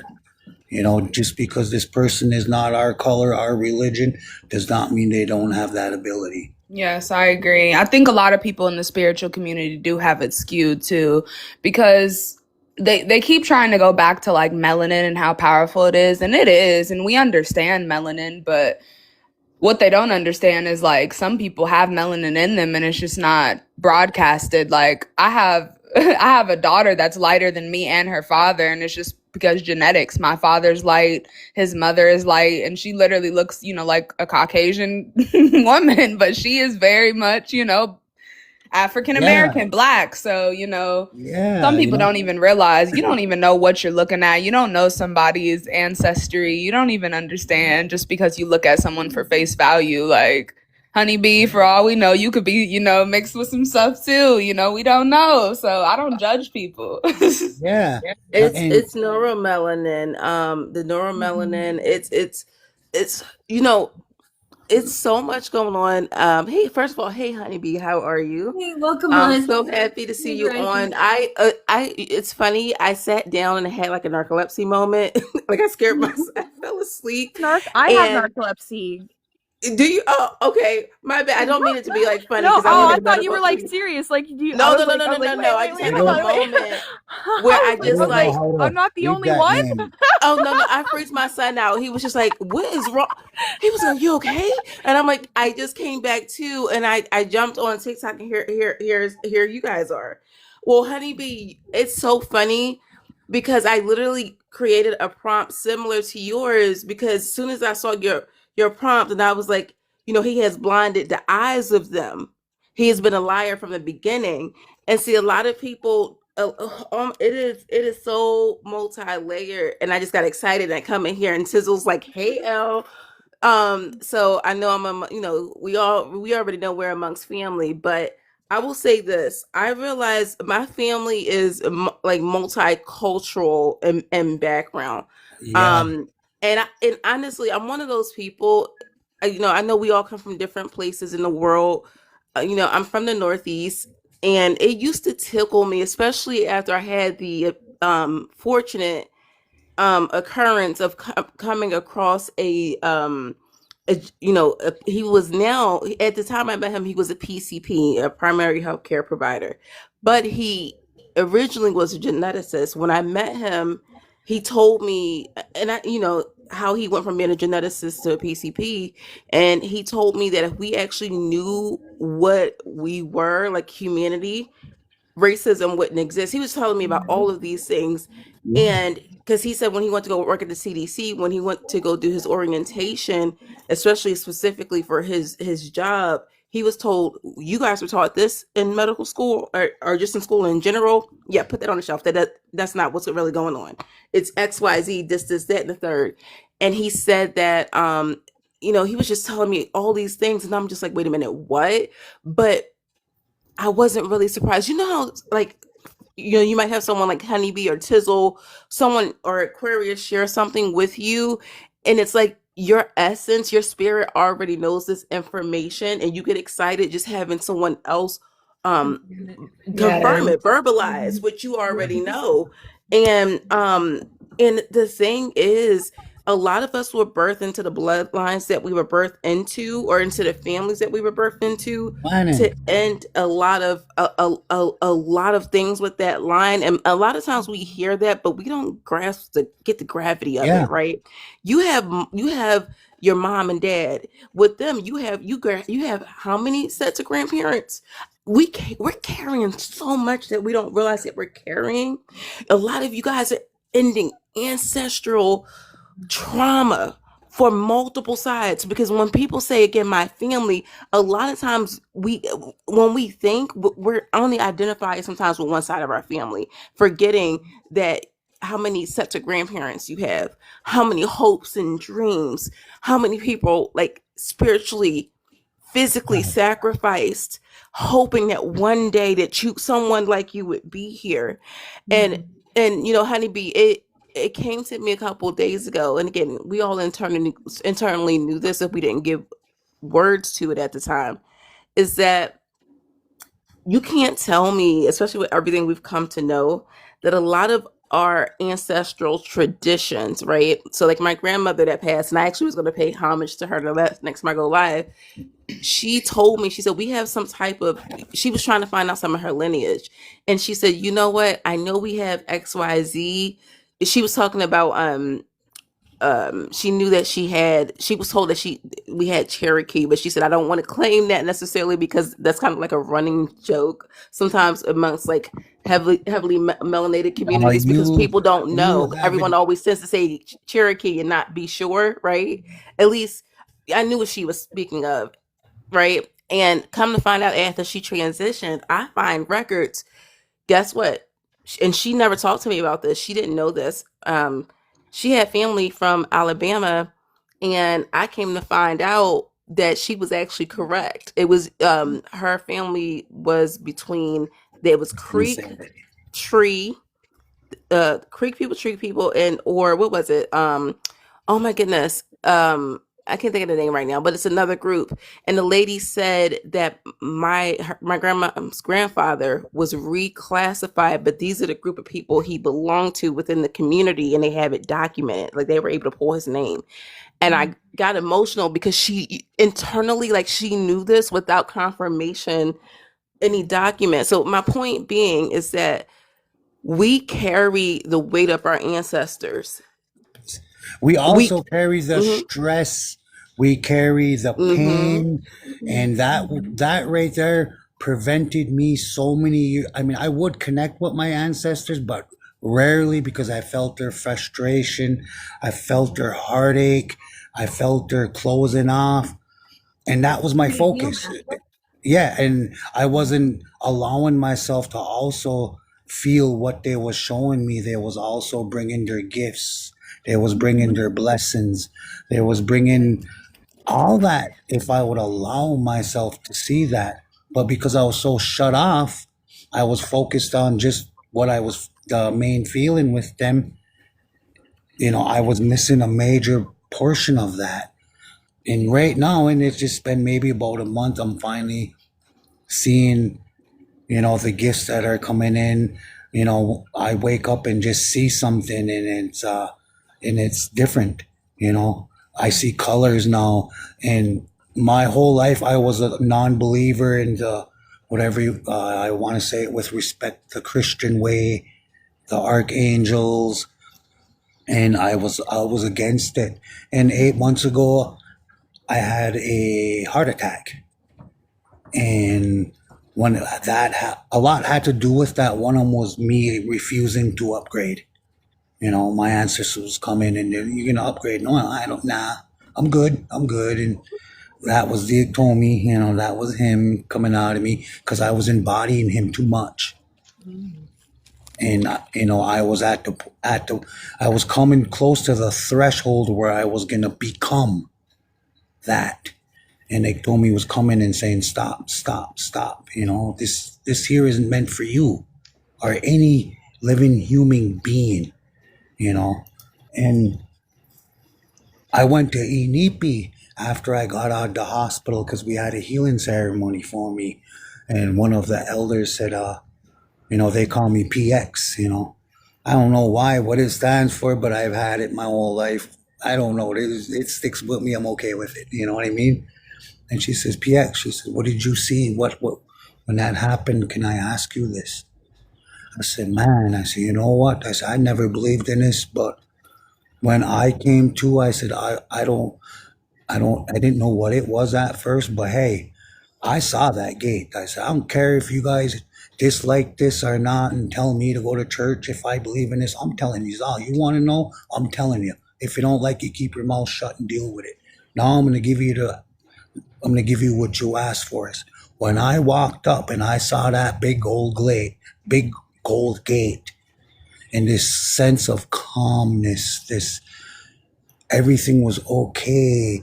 Just like when I'm over with my family, I recognize that feeling, and all of a sudden that gate opens up, and who comes through? Raphael, who comes through, you know what I mean? And Gabriel, and he says, I've been coming to you. You've been rejecting me.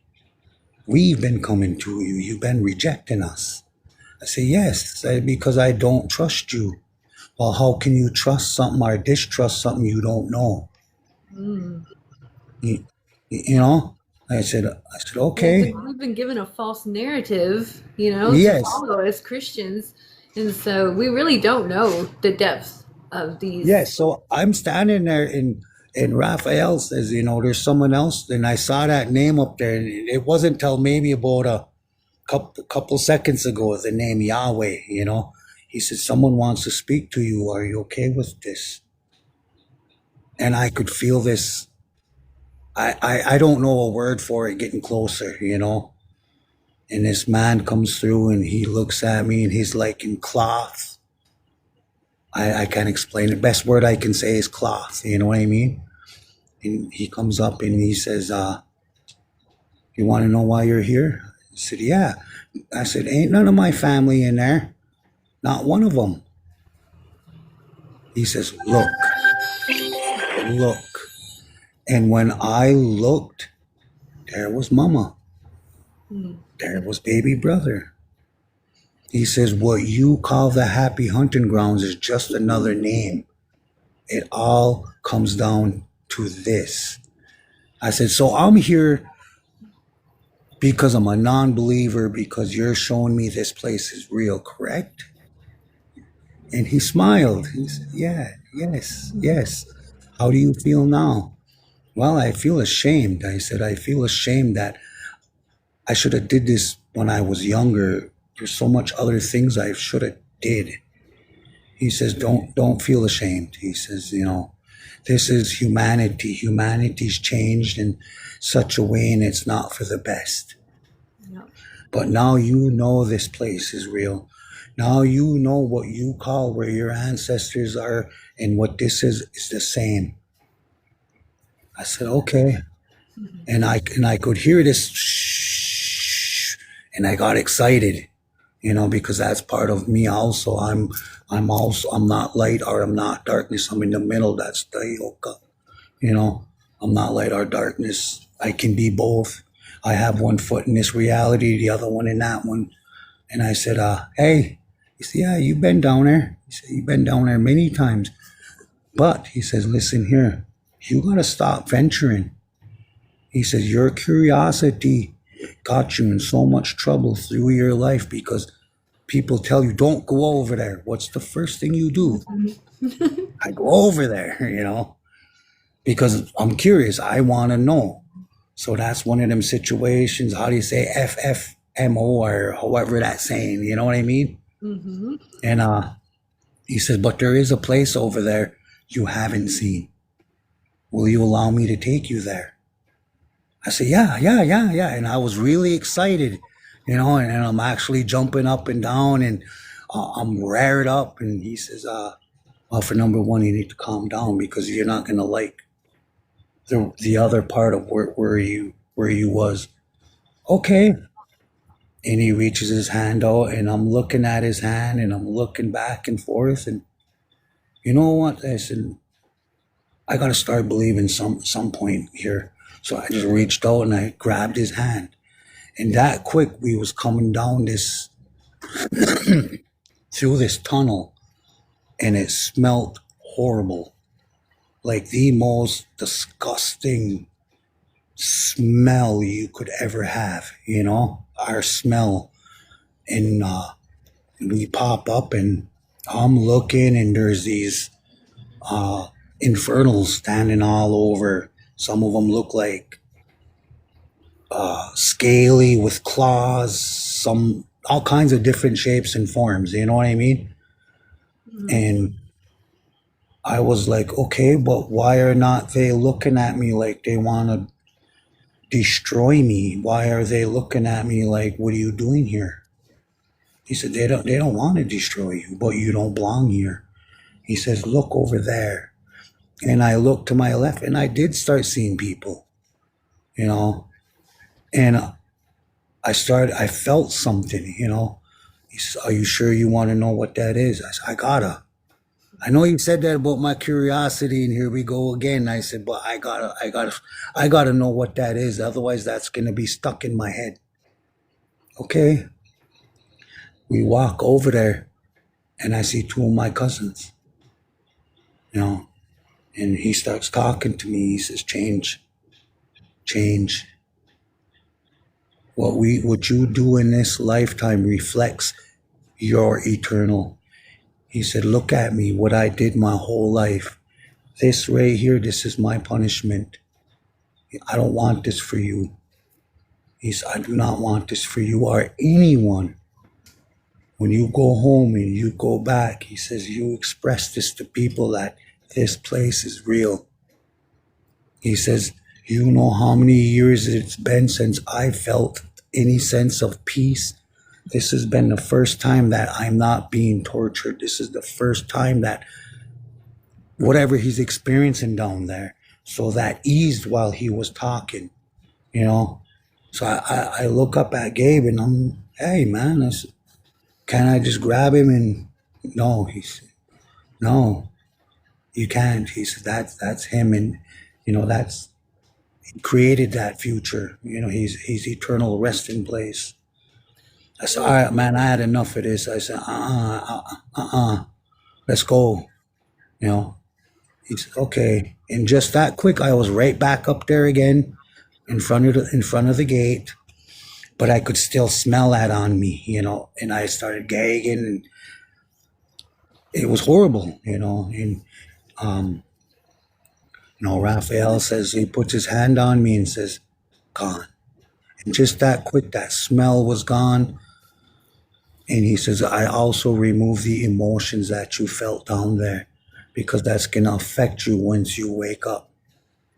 Okay, I said, I'm okay with that, So now I even take the time when I connect with my ancestors, I connect with the mothers, but now I take the additional time to reach out to Raphael, to reach out to Gabriel, to reach out to Yahweh, and give them thanks, giving thanks to showing me the real. People can disagree all they want, because that's not going to change my point of view. That's not going to change what I saw, Yeah. And when I spoke of this over there, some of the relatives, they didn't like it, you know. Yeah. And I said, Let's see, this point is the out that. problem right here, what you're feeling. I said, that's the problem with humanity. I said, you asked, now I gave it to you. Now you want to be mad. If this is how you need to feel, then excuse yourself, because even that has no place here in this ceremony, you know. Yeah. So I think Simply wants to say Yeah, something. Simply has comments for you, I believe. Yeah. So yeah, I just wanted to share because I was reading the comments also. And thank you for sharing that. I again, if you guys ever get the chance to follow, there's a young man on this app. He doesn't share his story as much because a lot of people were arguing with him about his experience, what he saw. But with him explaining this made me think about when my grandmother came to me after she transitioned, and her telling me like, hey, because obviously when I actually saw her, I wasn't dreaming. I was in astral. Like I was in astral, and I could smell her. I saw her, and she just looked like the most perfected version of herself. And she's cooking, but I'm savoring the moment because I don't know if I'll get to see her like this again. And I know she had again recently transitioned, and she looked at me, and she smiled, and she looked back to the pot that she was stirring, and she was in her own kitchen, and she said, listen, I know that you guys had a funeral for me. I know that you guys are grieving me. I don't want you to, like, pretty much what she's saying, I don't want you to grieve me. I'm fine. You guys need to worry about yourself. And I'm like, what do you mean? And she said, I'm not, the body is gone. I'm not unalive. The way that we taught you, and the reason she said we, because she's the one that had me in church. Again, she's the one that raised me up in hellfire brimstone. Okay, so she was, in a way, to me, it was obvious that when she transitioned, there were things that she was made aware of, that it completely changed at some point. Whether she came into awareness of it before she transitioned and may have not shared that with us, but she had came into awareness about certain things. And she said, I don't need you to worry about me. I don't want you to cry for me. I am fine. My concern is you, or you guys.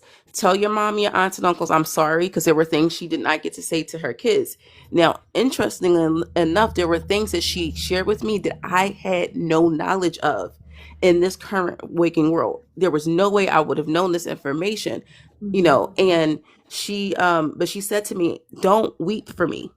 I'm fine. I'm free. What you guys are currently experiencing is hell, is what she told me.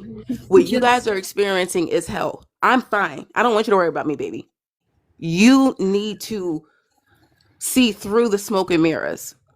And I will tell you, I will tell you that for a lot of people, and again, to each his own, but for a lot of people, hell is a state of mind. Like they said, be careful, that your tongue, because you have the ability, you're so powerful that you can speak life or unalivement into situation, right? That's yes, why I even think we have to be careful how we talk to our kids, because a lot of parents, while saying they love their kids, they're cursing their kids. They're cursing themselves, not aware, because they don't realize in the same breath that they're doing all of this, how powerful they are, because they're declaring and decreeing a situation. In a way, being reckless with the tongue. So as a man thinketh, so is he is. And a lot of us believe that we deserve a punishment, that we have to have some type of punishment. Why do you need to be punished so bad? Why do you want to be punished? Stop. Well, most of us will say we don't want to be punished, right? Well, at some point that was embedded into us, that's what we feel like we deserve. Because the way that I'll be honest with you, and I thought about this weeks ago, and I was kind of sitting in my office, and I said, well, wait a minute. You mean to tell me that I have an ability to do something? And the reason I'm saying this, because a lot of people will know when I make this statement what framework I'm pulling from with this. You mean to tell me that I have the ability to say, because my child is of me, he automatically has access to XYZ, that he automatically inherits XYZ because he is of me, he is my child. When you see him, you see me, right? I'm not going to damn my child to hell and condemnation just because he opened his eyes and took a breath. Yeah. Okay. Well, And I'm just to let you so guys know I have to go. I okay. have to go and get ready for my children, and they'll be getting off of school in a couple hours. Got to cook for them, everything. So I love you guys. It was an amazing live. Love Thank you, you so Ashley. much, Thank you. Katie. Yes, bye, Love you Yes. Ashley. all, Tizzle, Nice Yeah. to Wayne. Good to officially meet you, meet Ashley. you. Yeah, nice meeting you as well, Peter. And Simply, I love all of you. And Drummer, I love you too if you're still here. And Seeker, if you're here as well, I love you all.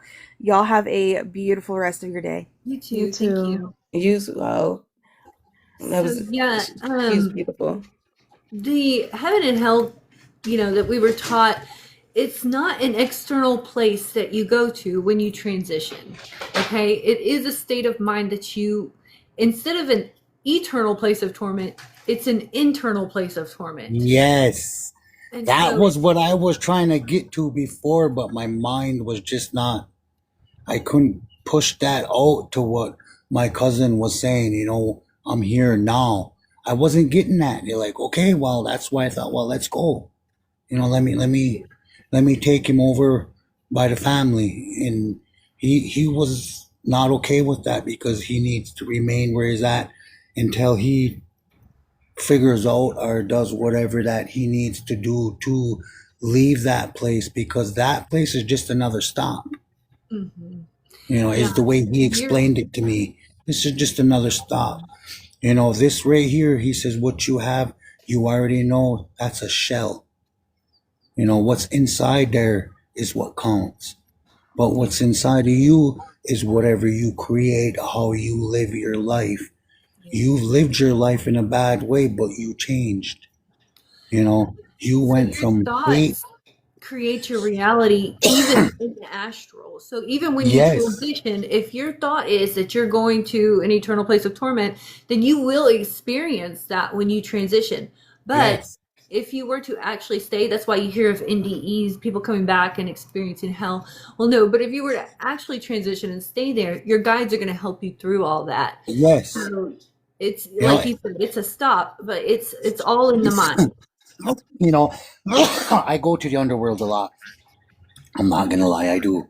And my first time venturing down there, I walked up to a tunnel, and there's a little bit of light where I'm standing, but it got dark. I'm looking back, and I'm looking like, oh boy, I don't want to go down. I don't want to find out what's back there.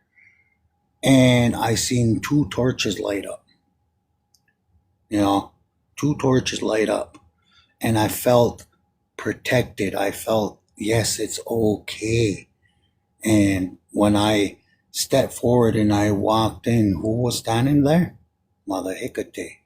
And she used her torches to light up the path. And when I popped in to a location, it wasn't what I was just talking about. Here, it was dingy. Yes, it was dingy. Yes, there was people around, but not like I was talking about. There was, we got to the best way I can see it. If you ever see the movie Mars, where the sand is red, like a reddish color, everything, the sand, the dirt, the rocks, everything was like a different red. And when I was down there, I seen an elder woman standing there, and I'm looking at her, and I'm scared. I can't even bullshit. I'm scared, and I'm actually, I'm kind of shaking thinking about it, going back to that moment.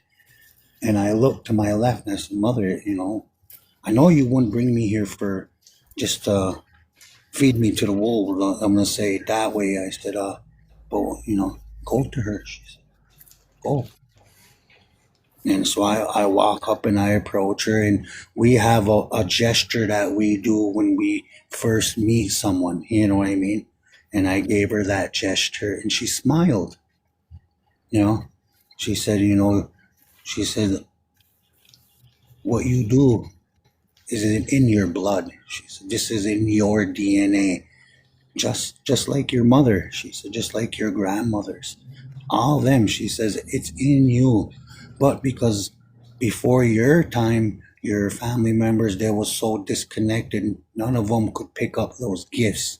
None of them could pick up what grandma wanted to leave behind. And she says, yes, you was considered the bad apple. You was always look outside looking in. You was always, in the corner, and you was okay with that. She said, that's your power. You don't need validation. You don't need people to make you comfortable. You don't need to be somewhere to love yourself.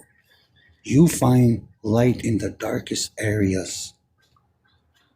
That's a gift, she said.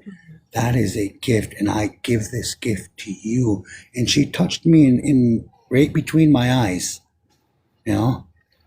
And when she touched me, I have no word for the feeling. You know what I mean? There's no word I can express for that. I come close to that feeling. And I said, is this going to be in conflict with anything else? She was like, is anything else in conflict with you? Well, no. I said, I separate them. I know enough. Same thing here. You know, you don't call certain things here. It don't work that way. When you're here, you're here. When you're there, you're there. You know, you keep that separate, negative and positive, yin and yang, she says. You know, so I do pop in different places, and I've been experiencing different things. And these different things, some of it I don't agree with. You know, but who am I to speak on this? This is before my time, even before my ancestors' time. So who am I to speak on this? So I keep my mouth shut, and I focus on the task in front of me. You know, like you heard me speak of, I had that major heart attack. When I fell, I didn't want to accept that gift. My answer said, no, you're going to get it. This is your boom. You know, I came back, and like the phoenix, I rose from the ashes. Do you accept? No. Boom, I fell twice. Same thing, I rose from the ashes. I came back. Do you accept? No. Boom. Third, I did this 4 times. Finally, and I was like, yes, okay, you know. And when I woke up in that hospital room in the ICU or whatever they call that, I saw the what they call that? Ferrifum? You saw? Yeah. Did you saw an orphan? Did you see the one with the like many eyes and wheels? Yes, Okay, the that's 8 a wings. orphanum or throne. Yes, the 8 wings with the eyes all over, you know. Okay. And it was just hovering over the edge of my bed. And mind you, they're still pulling this thing out of my mouth, and I'm trying to talk, and I start tugging because I'm trying to let someone know what I'm seeing, you know. And even when that was out for another day, I couldn't speak really. No one could eat because it hurt, you know. And the doctor came in, and he says, after maybe I was awake for not even a week, and he says, I don't know who you pray to, what you're doing, but whatever it is you keep doing. He said, look, he says, I'm 78 years old. This is my profession. I've never seen a person recover like this. He says, you know what these are? I said, what is it? These are your release papers. You're going home to your family, young man. But here, he says, and he explained the medication I got to be on, you know, blood thinners and, you know, this and that. And I said, okay. So when I got home, first thing I did is told my children, you know. They wanted to know, especially my son, because he's like that, curious, too goddamn curious. And I told him, so I said, be careful. And I expressed, be careful how you treat people. Be careful how you think about people. Be careful, number one, how you think about yourself. Because if you place yourself in that position, that's where you're going to end up. Exactly what you said, you know. So that actually helped, that experience helped my children, because now they think, you know. Even my son is not so angry all the time at people. You know, he doesn't look at people sideways now. He thinks, you know what I mean? So that experience for me is now helping my loved ones also. Yeah. And I do share this in lives, and some of the lives, they don't, that type of thing, you know. Okay, well, that's you. This is me. Your opinion's not going to change my experience. No. Yeah. Well, thank you for sharing. Simply, Elle, we kind of cut you off earlier. Did you have anything else you wanted to wrap up? I will be hopping off soon, so I Okay, wanted to yeah, give you're her a good. chance to. Thank you. Okay. No, it just made me think. So, a lot of times, I think sometimes we, especially a lot of us that have seen or had experiences, sometimes we don't know the correct verbiage to put to whatever we're experiencing. But a lot of people, a lot of shaman that I know have said, hey, what happens is a lot of people, again, you're so powerful. A lot of people create like a purgatory for themselves, the ones that Yes. feel like they kind of they haven't learned what they needed to learn. They haven't gone to like a physical, like a heaven or a hell, but they, in a way, they created it because that's what they felt like, even if they don't realize it, like subconsciously they created this world. So I referenced the movie With Dreams May Come, because oh my goodness, if you haven't seen that movie, please go watch it. Because like the husband tries to save his wife, but ultimately it he can't do it for her. He can't do that experience for her. She has to do it for herself. And it's so emotional because Cuba Gooding Jr.'s character in the movie, you come to find out, is actually like someone really close to Robin Williams, but in the beginning you don't know that. So a lot of times when we have people, or everything isn't necessarily what it presents as, because his son, he knew that was his dad, but he didn't say anything. You get what I'm saying? So it's such a beautiful movie, but it shows how we have to work things out for ourselves, and we can create a gel for ourselves without realizing it. And to me also, honeybee, that's what my grandmother was like telling me: do not fall for the traps of that world. Don't fall for them telling you that you're less than, because you are precious. You are so empowered. But when you don't know fully what you are, the system has had a tendency to manipulate you guys. And I thought it was very beautiful because, again, and I don't, again, I know everyone has different practices, and I respect everyone's, like your right to choose what you practice. But I will say this: I have a child. I have people in my life that I love immensely. And if I had the capability, which I know that we do have those capabilities, you transition. A lot of you guys, What if you about had the my sister? opportunity, you would assist, you would try to talk to your loved ones. I even thought about the movie Interstellar and kind of cackling to myself, because imagine Matthew McConaughey's character trying to communicate with his daughter to give her information about how to help humanity, how to save humanity. And she's saying, oh, I needed to call the pastor, my house is possessed, I need some holy water, my house is possessed. And he's literally trying to give her messages. He's using the dust, he's trying to use the watch, he's knocking, trying to knock into the bookshelves. And I just, there are more things that's going on than that meets the eye. So, but I'm happy though, honeybee, because guess what, there's so many people paying attention, people are having these conversations, people are challenging the story that the world was given. We're challenging it, and we feel it.